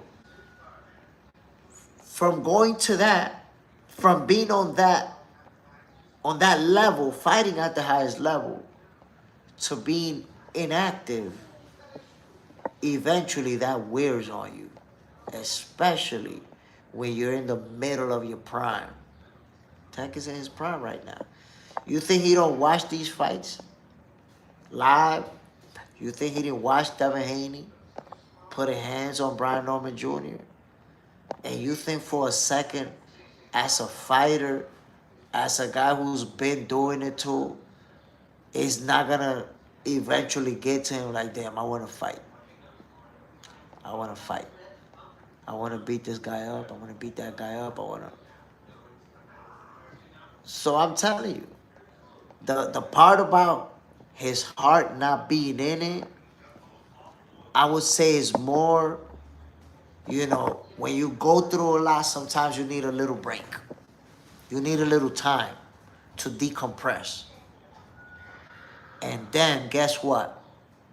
Your heart could be right back in it, and you could be hungrier than ever. And your whole mindset switches. Now you start looking at the disrespect. Now you start looking at who's downplaying you, who's diminishing you, who thinks you can't get there anymore. And you come back hungrier than ever. Hannibal, I've been lost hope in Tank.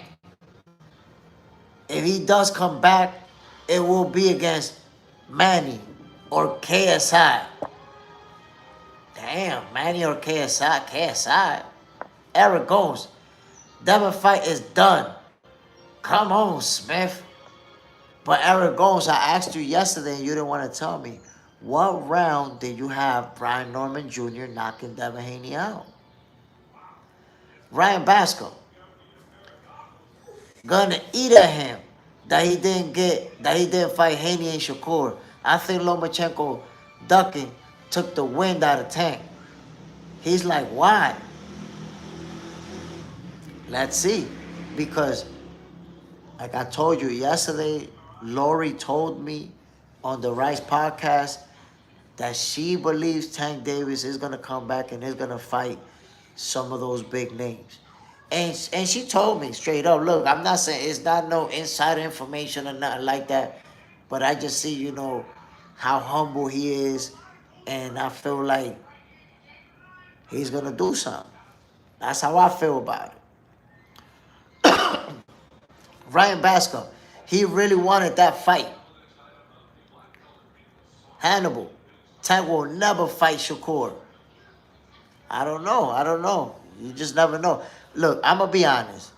The whole Tank and Shakur fight, I personally gave up on it because I'm like, damn, I don't want to have false hopes and keep being disappointed. But Tank Davis, man, I don't think he's going to retire. So I believe it's always possible. That could be the biggest fight in boxing, and they'll both get a huge bag. Huge. So I say I gave up on that fight, but I'm also open to, damn, you never know, man. It could happen. You never know. And I love to see it. Love to see it. Hannibal, Tank versus Shakur is huge. That's a mega fight. That would be the biggest fight in boxing. You see Canelo and Crawford, how that was clearly the biggest fight in boxing. Tank and Shakur will be the same thing. Same kind of deal. And the thing about this fight, though, is that there's a lot of history between Tank Davis and Shakur. There's no history between Bud and Canelo. After Crawford beat Bivol, after Crawford beat Madrimov, that's when, the talk started about him possibly moving up and facing Canelo. But Tank Davis and Shakur, there's been back and forth, between them two on social media for years at this point. For years. Cameron Terrell. Shakur will get a bag that he never had. I think Tank will get a bag that he never had too. Tank will get a bag that he never had too. It's just like with Ryan Garcia. Tank got a bag that he never got too. You gotta understand, Tank Davis can also get a bag that he never had if he's fighting the biggest opponents, the biggest names. Hannibal, Tank will get $60 million for Shakur, easy.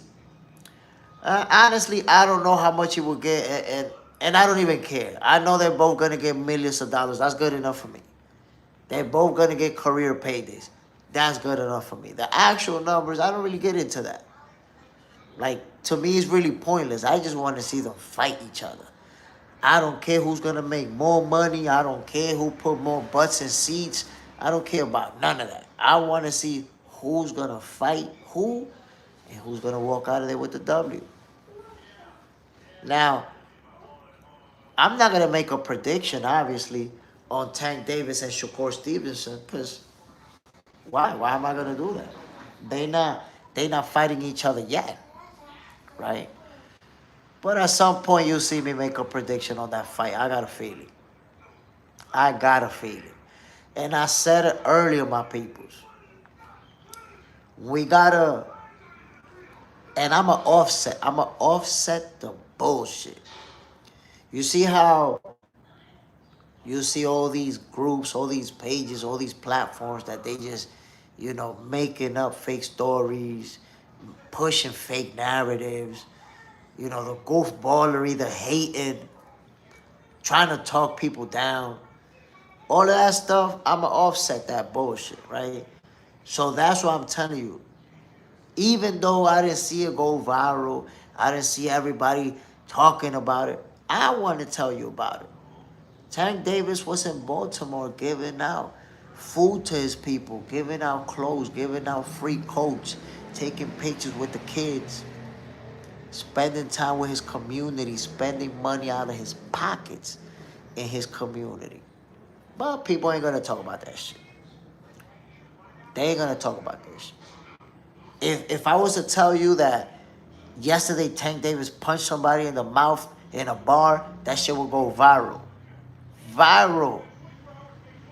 But people are interested in talking about the fact that he feeding the people, that he giving close to the people.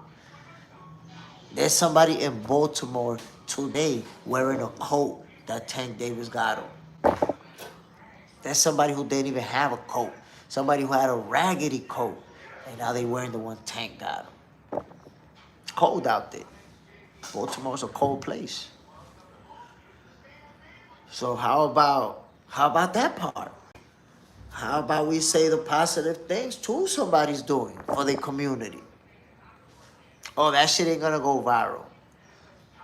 I'm not seeing, they not talking about it on ESPN. They not talking about it in Fox Sports. They not talking, okay, good. I'm gonna talk about that shit though. Hannibal. Always Tank was a legacy fighter. He has the abilities to be great. Well, you have to understand that with him being only 30 years old or 31, he has the opportunity to make some of those fights that people want to see. Because he got some accomplishments. We want to see the names. We want to see certain people because you guys are from the same era. But, because you also have to take into consideration, Hannibal, Tank is not out there fighting bumps. He's not out there fighting nobodies. But that's what usually happens. When you haven't fought the big names, they're going to diminish everyone that you did fight. Look at Terrence Crawford. According to people, he ain't fight nobody still. Only Canelo, who now became washed. So that's always going to be a narrative. But Tank Davis comes back and beats a few big names, and that narrative dies right then and there. Hannibal. Tank comes back and fights Shakur and Tio. I'll be happy. I don't know who Tank Davis is going to fight when he comes back, or if he comes back, but I believe that he's going to fight some of those guys. I don't know who. But I believe it. Ray, that's not the same, bro. When you say that's not the same, what do you mean, my guy? You lost me right there. But again, I see the narrative and how people just spread the negative and all of that stuff. Spread the positive too, my people. Spread the positive. Spread the good things that somebody's doing. I mean, I don't know. I think that's not too much of a crazy idea. That's just my take. Now, my peoples.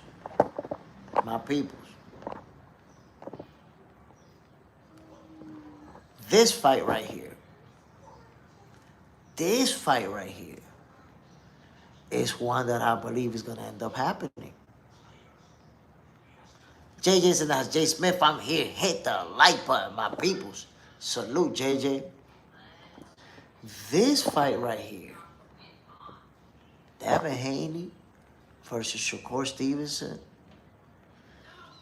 I think that Shakur is the only fighter who can stop Devin from that run that he's on.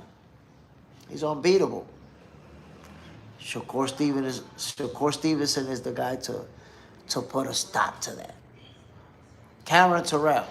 If Coach Cal and Kenny was let Young stamp that. Oh, okay, my bad. I misread that. And Coach Calvin and Kenny Words let Young and stamp that. Listen, man. Tank Davis is going to come back, and I believe that he's going to come back with a chip on his shoulder, that he's going to come back wanting to prove to the people. Because I told you, it's that effect, that mental effect. When you're fighting at the highest level and you take a break in your prime, it's only a matter of time before you die and step in the ring again. You see how people say his heart is not in it, his mind is not in it? Guess what? His heart is going to be and his mind is going to be all in it. You think he don't watch these fights on TV or wherever he's at? You think he don't watch? He ain't going to watch Teofimo and Shakur. He didn't watch Devin beat Brian Norman Jr. He not going to watch Ryan Garcia versus Mario Barrios, two former opponents fighting for a title. He watching all of that. Matter of fact, Senior Carbs was saying in the Rice podcast that Tank Davis watch everything. He watch everything. He know what's going on. So, you don't think that's going to make him want to come back? Like, damn, I want to go back. I could beat this dude. I could beat that dude. Man, I need to. Yo, when you're a fighter and you in your prime and you're not fighting, trust me, you want to come back. He's going to want to come back. That fire, if it's not already burning, it's going to start burning. And he's going to come back. That's how I feel about it. Danny on the ground. Teofimo ain't no pushover. I mean, Teofimo's a great fighter. Great fighter. Eric goes, Shakur needs to get past Teofimo first. Yo, Eric goes, I asked you a question. You didn't answer it, bro. Why you duck that question? Let me know what round you had Brian Norman Jr. knocking Devin Haney out. That's all I asked you. Because I know you told me Brian Norman Jr. was going to knock Devin Haney out, but I forgot what round. I want to know what round. Did you tell me he was going to knock him out in the third or the fourth? But Teofimo Lopez, you know, is going to be a big win. Big win for Shakur Stevenson. Beating Teofimo Lopez is going to be bigger than Devin beating Brian Norman Jr. Let that sizzle in your spirit. That's why I made the comparison. Devin Haney moved up to the welterweight division and beat the guy. Now Shakur Stevenson is going to move up to 140 and beat the guy. Only Shakur's going to be beating the more accomplished world champion. Cameron Terrell, all the work, and he the top dog, Pitbull, Red Nose. Come on now. Side, Shakur won't be the underdog like Devin was, though. I'm not sure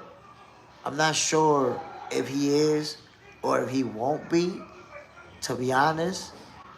But it doesn't matter. It's not about who's the underdog or who isn't. It's about who's beating the more accomplished fighter and the bigger name. Nobody in this chat or in any other chat is going to say that Brian Norman Jr. is a bigger name than Teofimo Lopez. Nobody. Or a more accomplished fighter than Teofimo Lopez, because now that's not even an opinion, that's a fact. So win over Teofimo Lopez is definitely bigger than a win over Brian Norman Jr. Mike, Jay, I didn't think Dev and Shakur will ever happen because of the weight difference. Shakur scrapes Tank, though.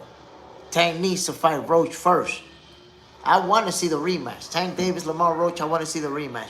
But I will say, Devin Haney and Shakur Stevenson, They'll end up meeting up, bro. They'll end up meeting at the welterweight division, and I'll tell you why.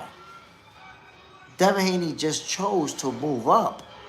But you got to remember, they both was at 135 together.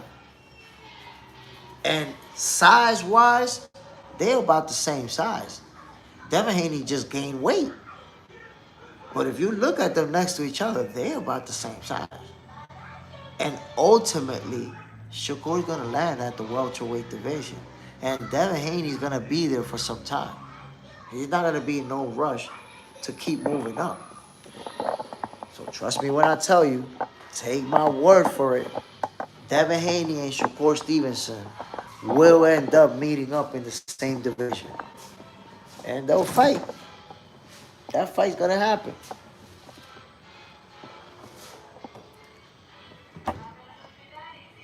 Hannibal, Haney versus Shakur at 147 would be fire. That's what I'm expecting. I really believe we're going to see it. JJ's in there has the boogeyman. It's Haney's kryptonite. Listen, man. Shakur Stevenson, I believe, is the only fighter that Devin Haney has not wanted to fight. Like, yeah, he don't want to fight him. Then everybody else, he'll fight. Everybody else, he want to fight. That's why people don't understand the whole situation around Shakur is so obvious, the way that it has played out. And for whatever reason, people don't want to see it. Armando Rosado, salute. And remember, y'all, when people said Kurt Scooby was going to beat up Shakur?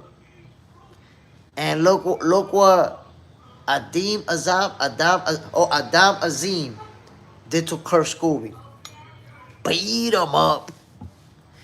Beat him up. And Kurt Scooby's my guy. Salute to Kurt Scooby. You know, exciting fighter to watch. I think he could still become a world champion at some point. And I'm going to keep following him. I'm going to keep supporting him.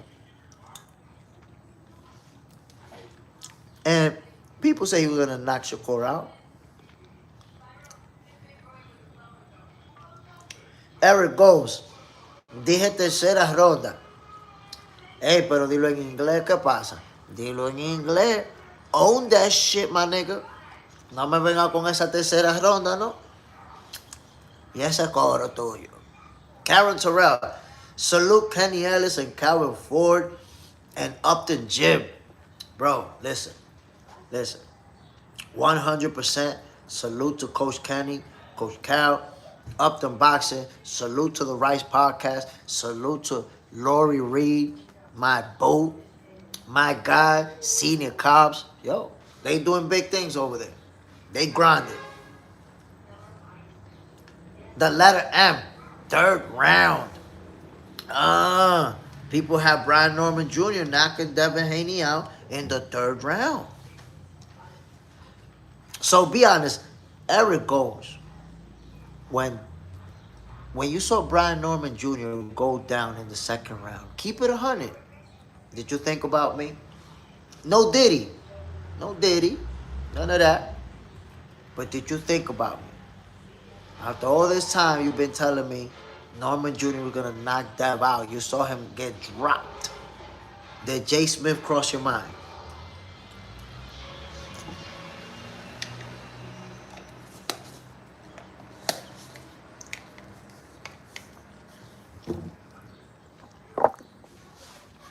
The letter M. Shout out to Box Center. Gotta just say that. JJ Sadeja. Yes, Diddy. So, and I want you guys to know, regardless of the trash talking and how we go back and forth and how we joke and everything, I take those predictions real serious. And I was talking with Senior and with Lori yesterday about that, because when it comes to predicting a fight outcome, I don't want to look like a goofball, y'all. I don't want to come on here on Sunday and everybody laughing about how I'm always getting shit wrong. You imagine if every time I make these predictions, I'm wrong, then how I'm gonna be looking like? People just gonna tell me, man, shut your goofy ass up with them predictions. So I really take it serious, my peoples. That's why sometimes you see that it takes me some time to come up with a prediction. It could take me a day, it could take me a week, it could take me weeks. But it's for real.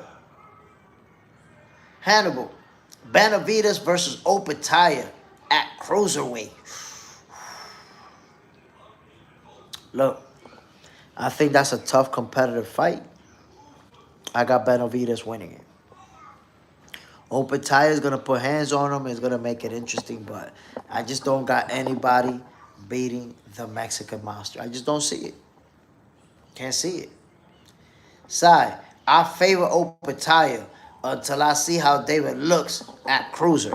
I'm telling you, bro, nobody's beating the Mexican monster. The punch output and the way that he put his combinations together. Ain't nobody beating him. No. Hold on, my peoples. My son want to give me a hug. Like, I love you. Yummy glove. That's your power glove? You want to say I love you? I love you. I got my power glove. Side, if David destroys Zurdo like he does everyone else, it'll be 50-50. Listen, bro, Zurdo, to me, he looked real slow in the last couple of fights, man. He looked slow. I feel like David Benavidez is going to pummel him.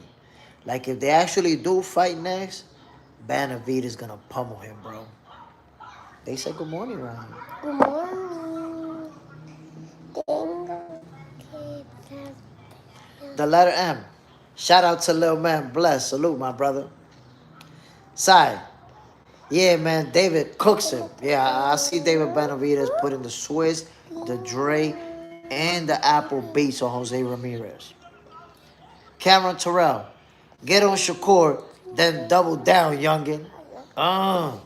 Hannibal. I have Benavidez beating Zurdo also. Yeah, I got him like in brutal fashion. Sai. Good morning, Ryan, little Spider-Man. He said good morning. Good morning. JJ's in their house. Zurdo will lose against David. And he's gonna lose. Yeah, sit down right there. And he's gonna lose in devastating fashion. If I was in Zurdo's team, I'll be like, yo, let's not make this fight. Let's not make this fight. But they're gonna cash out. It's gonna be a big check. Zurdo's not winning that, my peoples. I'm sorry. If you're a Zurdo fan, I'm sorry, my people. Wes Dussett, good morning, chat. Jay Smith and Lil J. Salute, my brother. Wes Dussett is in the building. What's the deal, my G? Talk to me. Who do you think can beat Devin Haney? I say the only person that can do it is Shakur Stevenson. The only person that can take Devin Haney down from that run that he's on is Shakur Stevenson, the only fighter that Devin has ducked in his career. Hannibal, Zurdo should have been for Opetaya. I like that fight. I like Zurdo versus Opetaya. Look, man, I think Zurdo's going to have some problems. When he faces some of these guys that got fast hands, then he's going to have problems. JJ said that it will happen if it's a good payday for both of them. I think, well, let's see. You're right about that. The money has to make sense for both sides. But Zurdo, and that's the thing, man. Zurdo's a fighter who I've been following. I like his style. You know, he's a traditional Mexican fighter. And he's very effective. But, man, he's been looking The last fight that I saw him, man, he looked so slow to me that I felt like, yo, if he fight Benavidez, man, he gonna get pummeled. He looked like he's in slow mo. Like if you watch a Surdo fight and you watch a Benavidez fight, Surdo look like he moving in slow motion out there. Hannibal, Haney the only one I seen send Shakur an offer. Yeah, but that was a fake offer. That 25% offer to then leave the division immediately after, that was a fake offer. You got to know that. You see, here's the thing, Hannibal. You see how you point that Devin sent an offer, but you skip the fact that Devin dropped the titles and left the division when this guy was the mandatory. He dropped the title, left the division. That wasn't a real offer. If it was a real offer, he would have stayed in the division. Fake offer. He didn't want to fight Shakur.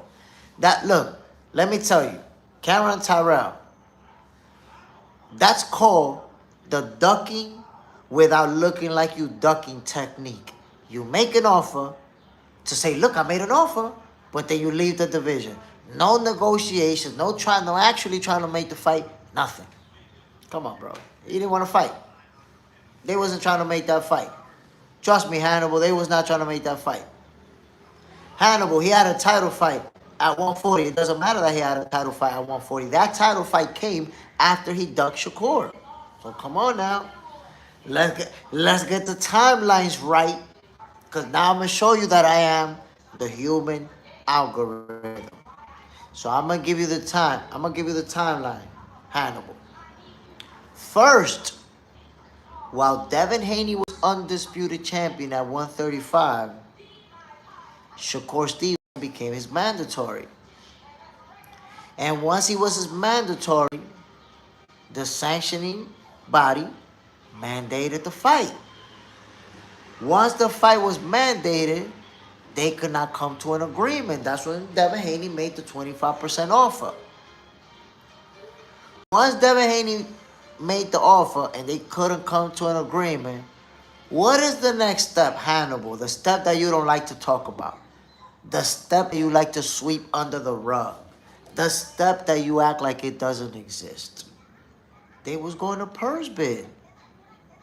And you know what happened if they would have went to purse bid? If they would have went to purse bid, the champion gets between 70 and 80%. Hannibal, let me be the one to tell you if you didn't know. But a purse bid would have got Devin Haney right around the same percentage that he was asking for. May have even gotten him more because sometimes in a purse bid, you could get 80%. So what I need you to understand is that Devin Haney chose to vacate the title and leave the division about 3-4 days before the purse bid. Do you understand that he could have went to the purse bid just to find out how much money he was going to get and then rejected it? You can do that. Going to a purse bid, you're not signing a contract. You're just going to the bid to see what you're going to get. Boo Boo went to the purse bid with Johnny Beck. Boo Boo Andre went to the purse bid with Johnny Beck. He didn't like the money that he was going to get. He didn't fight. He's like, nah, I don't like that amount of money. I'm not feeling it.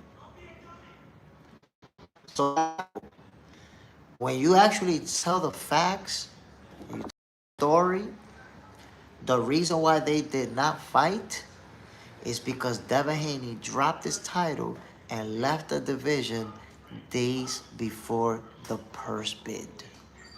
Those are the facts.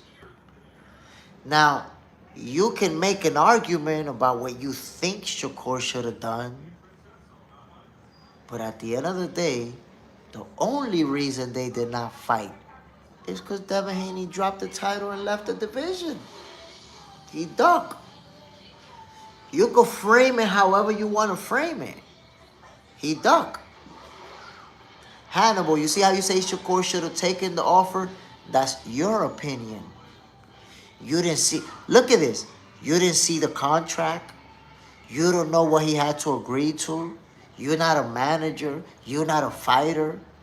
But according to you, he should have took the offer. Your opinion is shit. Your opinion is literally shit. Now, if you tell me, wait a minute, I I saw the contract and it, but bro, just because you say he should have took it, and you say we gotta hold everyone to the same standards, you're right, Hannibal.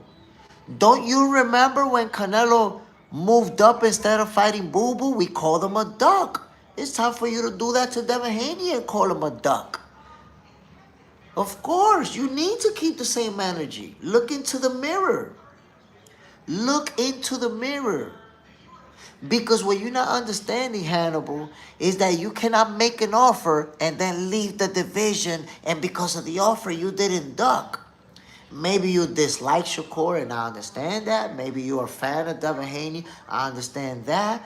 But guess what? Ultimately, you drop the title and ran from the division. It's a duck. No matter what you want to say about the 25% offer, it's still a duck because he dropped the title and left the division. Hannibal, I'm a Shakur fan. Oh, man. No, you're a Shakur in the closet hater. That's an in the closet hater. When you spread all of the hate narrative, but then you say, but I'm a fan. I get that all the time. You're a Shakur in the closet hater, bro. Hannibal, if Haney ducked the 25%, he would be a duck. Nah, Devin Haney ducked. No, look, people could paint it however they want to paint it. But at the end of the day, why did the fight not happen? Hannibal, you'd love to say that the fight didn't happen because Shakur didn't take the 25%. But when he didn't take the 25%, he was still the mandatory. They still had a purse bid going on. So why did the fight not really happen? You got to be honest with yourself, Hannibal. Don't let that Shakur hate ooze out of your pores like that. The fight did not happen because Devin Haney vacated the title and left the division. That's why it didn't happen. You could frame it however you want it, but the reality is right there. Double AD, I'm glad he ducked. I'm thinking Shakur can beat him, but will be the most boring fight ever. They said that about Shakur versus Zepeda, and look how that fight played out. They said Shakur was going to run from Zepeda all night long. Beat him up inside of a phone booth. Side, it's a tough dynamic. I can't say anyone duck. You can't say anyone duck because you don't want to tell the truth. I have the luxury of sitting here just telling the truth the way that it is. Devin Haney ducked. Fooled. I understand. Look, Hannibal, Devin Haney bamboozled you. Run amok. Hoodwinked. Jerked you. Why? Because his plan worked.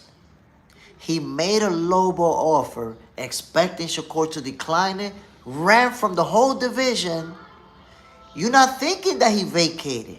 You're not thinking that he ran from the whole division. You're thinking about the 25% offer. He got you. He got you. Hannibal, he got you. They got you. Bill Haney and Devin, they got you. They got you. They bamboozled you. It worked. Their plan worked. Now fighters know, well, if I don't want to fight somebody, make an offer, leave the division. That way Hannibal and other people are going to say he made an offer. It don't matter that he ran from the division. It don't matter that he vacated the title. He made an offer. They bamboozled you, bro. Got you. The letter M. Haney offer was goofballery. It wasn't goofballery because look, Hannibal believed it. Hannibal believed that Devin was trying to make the fight. The technique worked. The good old duck without looking like you ducking technique. It worked. He was able to avoid Shakur Stevenson and have people saying that he wanted to make the fight. Even though he dropped the title and left the division, but he was trying to make the fight. They believe it. Side, damn. But people were saying Bud was ducking for not taking the 70-30 for Arrow. That's the point. They're always going to find a way around it. Look how Look how Hannibal says we got to keep the same energy for everybody. Devin Haney drops the title, avoids his mandatory, leaves the division, and he's not a duck. How do we, like, what kind of logic we working here? What kind of hate we got for Shakur Stevenson? That's the thing. Sometimes you convince yourself of a faulty logic, and even when it's shown to you in front of your face, you want to argue it. You prefer to dig yourself deeper than to just say, yeah, it's true, man. He duck. It's true, man. He duck. Fuck it, he duck. It's true. Like Hannibal, I don't know what Devin Haney did after ducking Shakur has anything to do with it. I don't know what the hell. You know, if it makes you feel good, but at the end of the day, the reality is Devin Haney ducked. You see, nowhere in the history of boxing have we ever seen that you can make an offer so you don't got to fight your mandatory because you made an offer. That's embarrassing, Hannibal. Hannibal, trust me, that's embarrassing. You don't even know it that y'all be cooking yourselves. Y'all literally believe that if you make an offer, you don't got to fight your mandatory no more. You could drop the title, leave the division. Huh? Y'all need to be taught. Y'all need to be schooled. Y'all need to tune in, subscribe, and listen to what I'm telling you so you could learn. So I could teach you. I'm trying to teach you. Offering money does not mean that you don't got to fight your mandatories anymore, Hannibal. And that's what you're saying. Well, he offered money. So because he offered, he could leave now and not fight. No. That's not how it works. I don't know how recently you started watching boxing, but that's not how it works. The way that it works with your mandatories, you either fight them or you duck them. You don't make a 25% offer and run away from the whole division so you no longer duck. Who told you that? Who lied to you? Who lied to you, Hannibal? Somebody lied to you. And look, you see how you're saying Shakur dropped the ball, right? You see, you're exposing yourself. I told you that you would expose yourself. You were just saying Shakur was that guy. Shakur, you're a fan of Shakur. Expose yourself. You're a Shakur hater. I knew it. But let me show you how you're exposing yourself. You're saying Shakur dropped the ball. So Haney didn't drop the ball when he vacated the title and ran from the division? Haney didn't. When he dropped the title and ran from his mandatory, what do you call that? Hannibal. Shakur is a guy, I have Shakur beating Haney. Come on. Your hate for Shakur, bro, is oozing out of your pores. Talking about Shakur dropped the ball. It was Shakur that dropped the ball, bro. You spread all of the same hater narrative and then try to get on Shakur's side real quick to not seem like a hater. I've done this with 100 Shakur haters already. The last week alone. I do this with Shakur haters all the time, bro. I know every single one of your arguments, everything you're going to say. But at the end of the day, notice what you're saying, Hannibal. I want you to really analyze it. You're saying that Shakur should have took the offer. You're saying that Shakur should have did it. Shakur should have did what Devin wanted. Shakur should have followed the path that Devin wanted him to follow, right? But why are you not holding Devin accountable for not facing his mandatory? Why are you not holding Devin accountable for dropping his titles and leaving the division right before the purse bid? Why are you not holding Devin accountable for not going to the purse bid and finding out how much money he was going to get or what split he was going to get? Leave without even finding out? Why are you not holding him accountable for any of that? You're holding accountable Shakur for not taking the offer, but you're not a manager, bro. You don't know shit about boxing business. How you holding somebody accountable for an offer when you don't know shit about boxing and you never seen a boxing contract in your whole life? You're holding them accountable for not taking an offer when you don't know nothing about boxing business. Come on. How can you even do that? But you're not holding Devin accountable for a boxing thing that you know he did. He vacated and ran from the division. For that, you don't want to hold him accountable. Your Shakur Stevenson hate. It's clear. You've been hating on Shakur Stevenson. You're one of the ones that says Shakur Stevenson don't fight nobody, ain't beat nobody. He's boring. He runs too much. You a Shakur Stevenson bona fide hater, bro. Hannibal. I was surprised Devin sent an offer. Haney was barely making weight. You were surprised Devin sent an offer. You shouldn't be surprised. Don't you see that offer was fake? When I tell you the offer was fake, you should understand it now. You should be like, oh, damn, yeah. Now I get it. Now that Jay told me it's a fake offer, now it makes sense that he ran from the whole division and vacated the titles. The letter M, word of the day, accountability. Man, people hold some fighters accountable and then look the other way for some fighters. My people really invented a whole logic inside their head that if you make an offer, you don't got to fight your mandatory anymore. You could drop the titles and leave. Huh? Hannibal, let me explain to you the concept of mandatory. I want you to know the concept of mandatory. The concept of mandatory is that you are forced to fight me. That's the concept of mandatory. You can't get out of that mandatory with your money. You can't get out of the mandatory by offering money.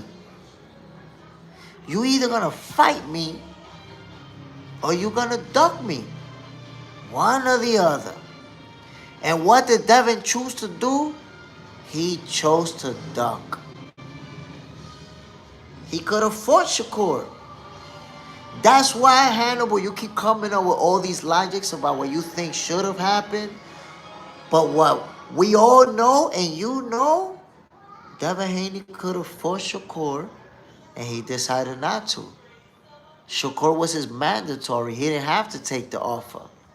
And what you're not understanding, Hannibal, you can't spread. Like, you see, that's your lack of knowledge. That's why you need me so I could teach you. You see how you're saying 4 titles on the line? And what you think, if Devin would have fought Shakur as the mandatory, only 1 title was going to be on the line and he was going to leave all the other 3 at home? Is that what you think, Hannibal? You think he was going to fight Shakur for that 1 title and the other 3 was just going to stay at home? You need help, bro. Look. Take a 24-hour timeout, Hannibal. Take a 24-hour timeout and just listen to me. Because you're talking nonsense. You need a timeout so you can listen. You keep talking about what you think that Shakur Stevenson should have done. You never saw the contract. You never seen a boxing contract. You don't know what the terms and conditions was for this fight. You don't know what Shakur rejected. But you're saying what type of deal he should have took. You don't make no sense. But your dislike, your hate for Shakur makes you invent things out of thin air, out of the top of your brain, whatever you could come up with. The fact is that Shakur Stevenson was Devin Haney's mandatory. Devin Haney vacated the title and left the division. What you think Shakur should have done is irrelevant and incoherent. You don't know shit about boxing, bro. You watch boxing on TV and on social media. Literally don't know shit about boxing. Literally never seen a contract in your life. But you saying what a world champion should have done. The contract that a world champion needs to sign. You decide that. So you just don't know what you're talking about. You just don't know what you're talking about. That's all it is. Listen to me for today. Tomorrow come back and don't be as goofy. Jay is in there. Jay Smith, get him the F out of here. Yeah, he need a break. He need a 24-hour break. Clinging on to Devin Haney nuts too hard. Double AD, getting straight sun on here is crazy style. I mean, come on. You're going to show up with the goofballery like that. And there's some places where you could show up with that goofy shit. But over here with me, you know you're going to get cooked. There's people that's looking to get cooked anyways. He probably was looking for that. Cameron Terrell, get him, Jay. You know how I'm coming in hot. Shakur Hands, 24, 24, 24. Even the members getting the 24 treatment. Oh, he a member?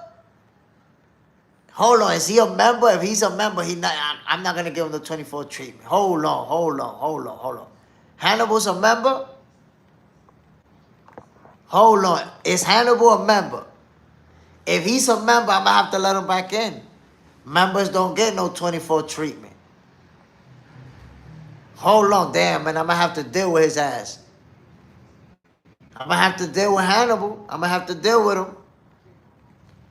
Yes, he is. Uh-oh. I'm gonna have to deal with Hannibal. I'm gonna have to let him back in. He a member, my peoples. Hold on. Where you at, Hannibal? Come back with that smoke. Hannibal. Is Hannibal back, my peoples?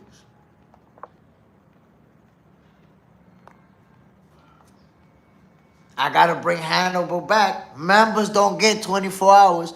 Members don't even get breaks. Hannibal's back. Cameron Terrell. But he drink early in the morning. Side. Hannibal in the middle of canceling his membership right now. He didn't even see that he was accepted back in. My peoples, listen. This fight is bound to happen. Cameron Terrell. No, but he be drinking early in the morning.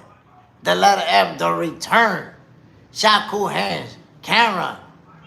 Not the dark in the morning. My people, listen. There's going to be a lot of emotions going around this fight right here. This fight right here is one of those that when we finally get to the point where it's looking like it could happen and we're going, you're going to see it. You're going to see the trash talking. You're going to see the back and forth. And it's going to be epic.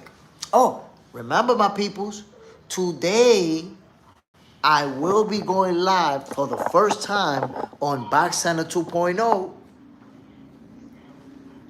I will be going live for the first time. Hold on, Ryan. Hold on. I will be going live for the first time on Box Center 2.0. I'm going to be announcing the name of the new show. I'm going to be announcing the date that it drops. My peoples, I'm excited. You guys finally going to know what I've been cooking for y'all. Shakur Hands, what time? So the show is going to be at 6 p.m. Eastern time, which makes it 7 p.m. in DR. So my peoples, make sure you go to Box Center 2.0. If you're not already subscribed, subscribe. But also make sure that you tune in for tonight's live. It's going to be the very first one. My peoples, you guys, because there's some new subscribers that are going into that channel. But you guys from the original Box Center with Jay Smith channel, who subscribes, who support me, who subscribes to Box Center 2.0, you guys need to be there for the first live that I do in that channel. It'll be the first time.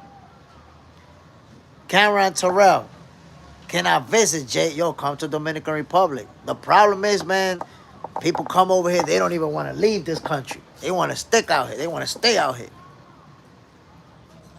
Jay is in the house. What time? California time, Jay Smith. I think you 3 hours before me. So probably like around 4 p.m. California time, right around it. Shakur Hands, are you still an hour ahead of us? Right now, I'm at 9:41. That's what I'm saying. I'll be going live at 6 p.m. your time, 7 p.m. my time, if you're on the East Coast. East Coast people, 6 p.m. Eastern time. Salute my brother, my guy, Mr. All Access International Senior Cobb sent me. Whoa! Salute my brother. Well, if Senior Cobb sent you, then I gotta say, man, welcome to the Box Center family. Because if he sent you, then I know I know you know your boxing. I know you love the sweet science, man. So I appreciate you coming through. JJ's in the house. Thanks, guys. God bless Jay Smith and the Box Center family. So, and let me say, BVO, let me point something out, BVO. Today, I'm going to go live for the first time on Box Center 2.0. My peoples, if somebody could share the link on the chat, somebody could help me out, man. I can't find my other phone. Somebody could share the link to Box Center 2.0 in the chat. I would appreciate it. So, let me put you on, BVO, because some epic shit going to go down. So, I'm going to do a whole new show, and that show is only going to be on Box Center 2.0. And for that show, people going to be able to call in live, and they're going to have a whole minute to say whatever they want to say, whether they want to trash talk, whether they want to give flowers to a fighter, whether they want to make a prediction, whatever it is. But people are going to be able to call in. It's going to be a hotline. It's going to be epic, bro. So my people, subscribe to Box Center 2.0. Again, the first live, the debut of the live for Box Center 2.0 will be today. I'm going to announce the name of the new show. I'm going to tell you when it drops. And trust me, it's going to get serious. It's going to get serious out there, my peoples. Appreciate it, side. There you go, my peoples. You see the link right there. It's pinned right there on the comments. Box Center 2.0. And by the way, the shows that are on 2.0, they're exclusively on that channel. You won't find those videos anywhere else. So if you go on Box Center 2.0 right now, you're gonna notice there's some videos on there. You won't find them on Instagram, on Facebook, on anywhere else. Only on there. So check them out, my peoples. I'm giving you that fire. Going back to Devin Haney and Brian Norman Jr., my peoples, the way that fight played out, I hope, and I'll reiterate, I hope that people give Devin Haney his flowers. Give him, his props like he deserves it. BBO, ¿hablas español? Te escuché decir que eres dominicano. Mi esposa también lo es. Te revisaré, mi hermano. De República Dominicana, hermanito mío, de Santiago. Ya usted sabe, estamos aquí. Y vamos a hablar de boxeo. Usted me dice qué es lo que. But yeah, my peoples, the way that Devin Haney was able to win this fight, I call it a career-defining win. Simply because he went in there as the underdog. People were saying he was going to get knocked out. People were saying he was going to sleep. He was going to run all night long. And what did we get? A Devin Haney that was there to just be special. He was special. BBO, esa fue una gran pelea, una clase magistral en mi opinión. Who win? David Benavidez versus Jai Opetaia. It was a masterclass. BVO, it was a masterclass that he put together. Le metió la mano. Le cayó a trompa limpia. That's the real. Adari. Who win? David Benavidez, Jai Opetaia. I got David Benavidez. I don't see nobody beating David Benavidez, to be honest. Nobody beats him. The Mexican monster, the punch output, combined with the power and the size, ain't nobody beating him. Nobody beat it. And Jai Opetaia is a fighter who I enjoy watching. I respect what he brings to the table. I feel like Jai Opetaia, it's a guy who's going to accomplish, who's going to do big things. But David Benavidez is not going to be one of his accomplishments, bro. I'm sorry. The Mexican monster, I always tell people, there's a group of fighters. It's not many, but it's a few fighters who I say nobody beats. And David Benavidez is one of them. The letter M, the Mexican monster. That's who he is. BBO, Black Jesus, hizo lo suyo. Desearía que hubiera cerrado el espectáculo, pero sucede en el boxeo todo el tiempo. Man, listen. Terrence Crawford versus Canelo Alvarez is one of those fights that people's going to be talking about it for years, for decades. That's one of the biggest wins in boxing history. Right there. There's no argument to make against that. Remember the whole narrative, Ryan. Remember the whole narrative that Terrence Crawford was supposed to get knocked out. He was going to go to sleep. Canelo's too big and too strong. That whole narrative. Well, he completely debunked it in brutal fashion because he laid hands on Canelo. Adari, do you think David Benavidez would do well at heavyweight? You see that? I don't know. I'm not sure about that. Because, obviously he has to move up from where he started multiple divisions, keep moving up. So I don't know. I don't want to go that far. If Benavidez says I'm going to heavyweight and he goes there, then I have to see how he performs at least one fight. Honestly, at Benavidez, at heavyweight, I know he's a big guy, but it's still a question mark until he moves up and I see him at least once. Side, if David goes to heavyweight and gets a title, that's ridiculous. And he'll be pound for pound number one. So look, I said before, the pound for pound list, I said you're going to see Shakur Stevenson, Jerome Boots Ennis, and Devin Haney at the top three, fighting for that number one spot and going up and down. The same way we've seen the last few years, Inoue, Butt, and Usyk battling it out in that top three, I think we're going to see them. But you have to bring David Benavidez into that conversation, of course. He's going to be in it. Double AD, speaking of Canelo and Crawford, what I think is so interesting is that Canelo wants that rematch, but wanted no part of a Bivol rematch. What do you think? I think that Bivol gave Canelo problems in a different way than Terrence Crawford because of the size. Bivol is a lot taller than Crawford and has a lot longer reach. So I think Bivol was a tougher fight. What made Crawford, I would say, a tougher fight is that he felt like he could get him. He felt like this, the smaller guy coming up. But Bivol is different. Bivol, he was the small guy moving up. And he got beat up. He just got beat up in that fight. With Crawford, in the beginning at least, he appeared competitive. But with Bivol, you just wasn't going to beat him. But I will tell you, to me, the rematch doesn't make sense. To me personally. The rematch only makes sense if you're Canelo, you know you're going to get your ass whooped, but you're like, yo, that's a nice big bag. I want it. Let me get this money real quick. That's the only way that rematch makes sense to me. But I think we all know how it plays out. If Terrence Crawford... Give me a second. If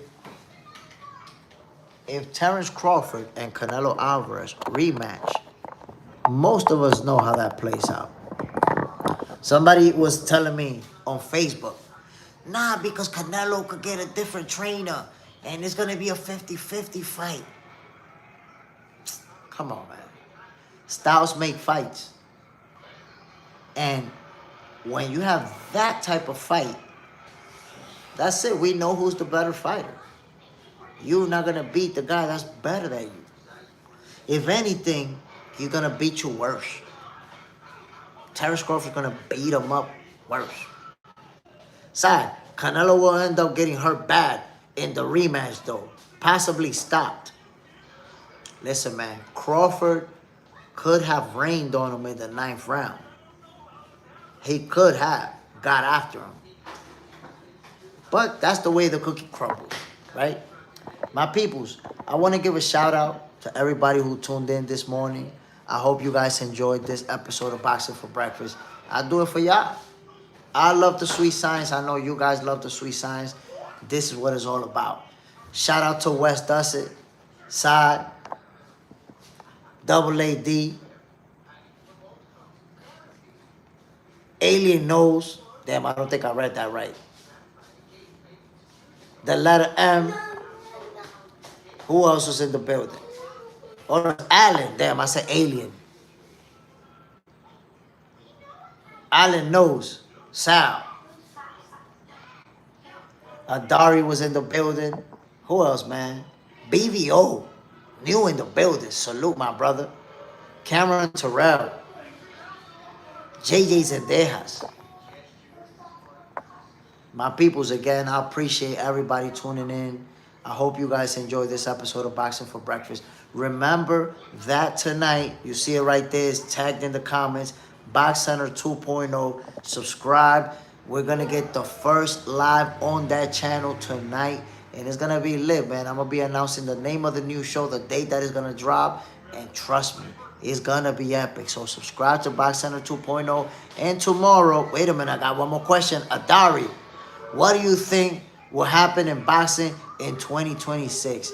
We're going to get a lot of big fights, man, a lot of good fights. Well, we're going to kick off with Shakur Stevenson and Teofimo Lopez on January 31st. That's an amazing fight, which I'm looking forward to.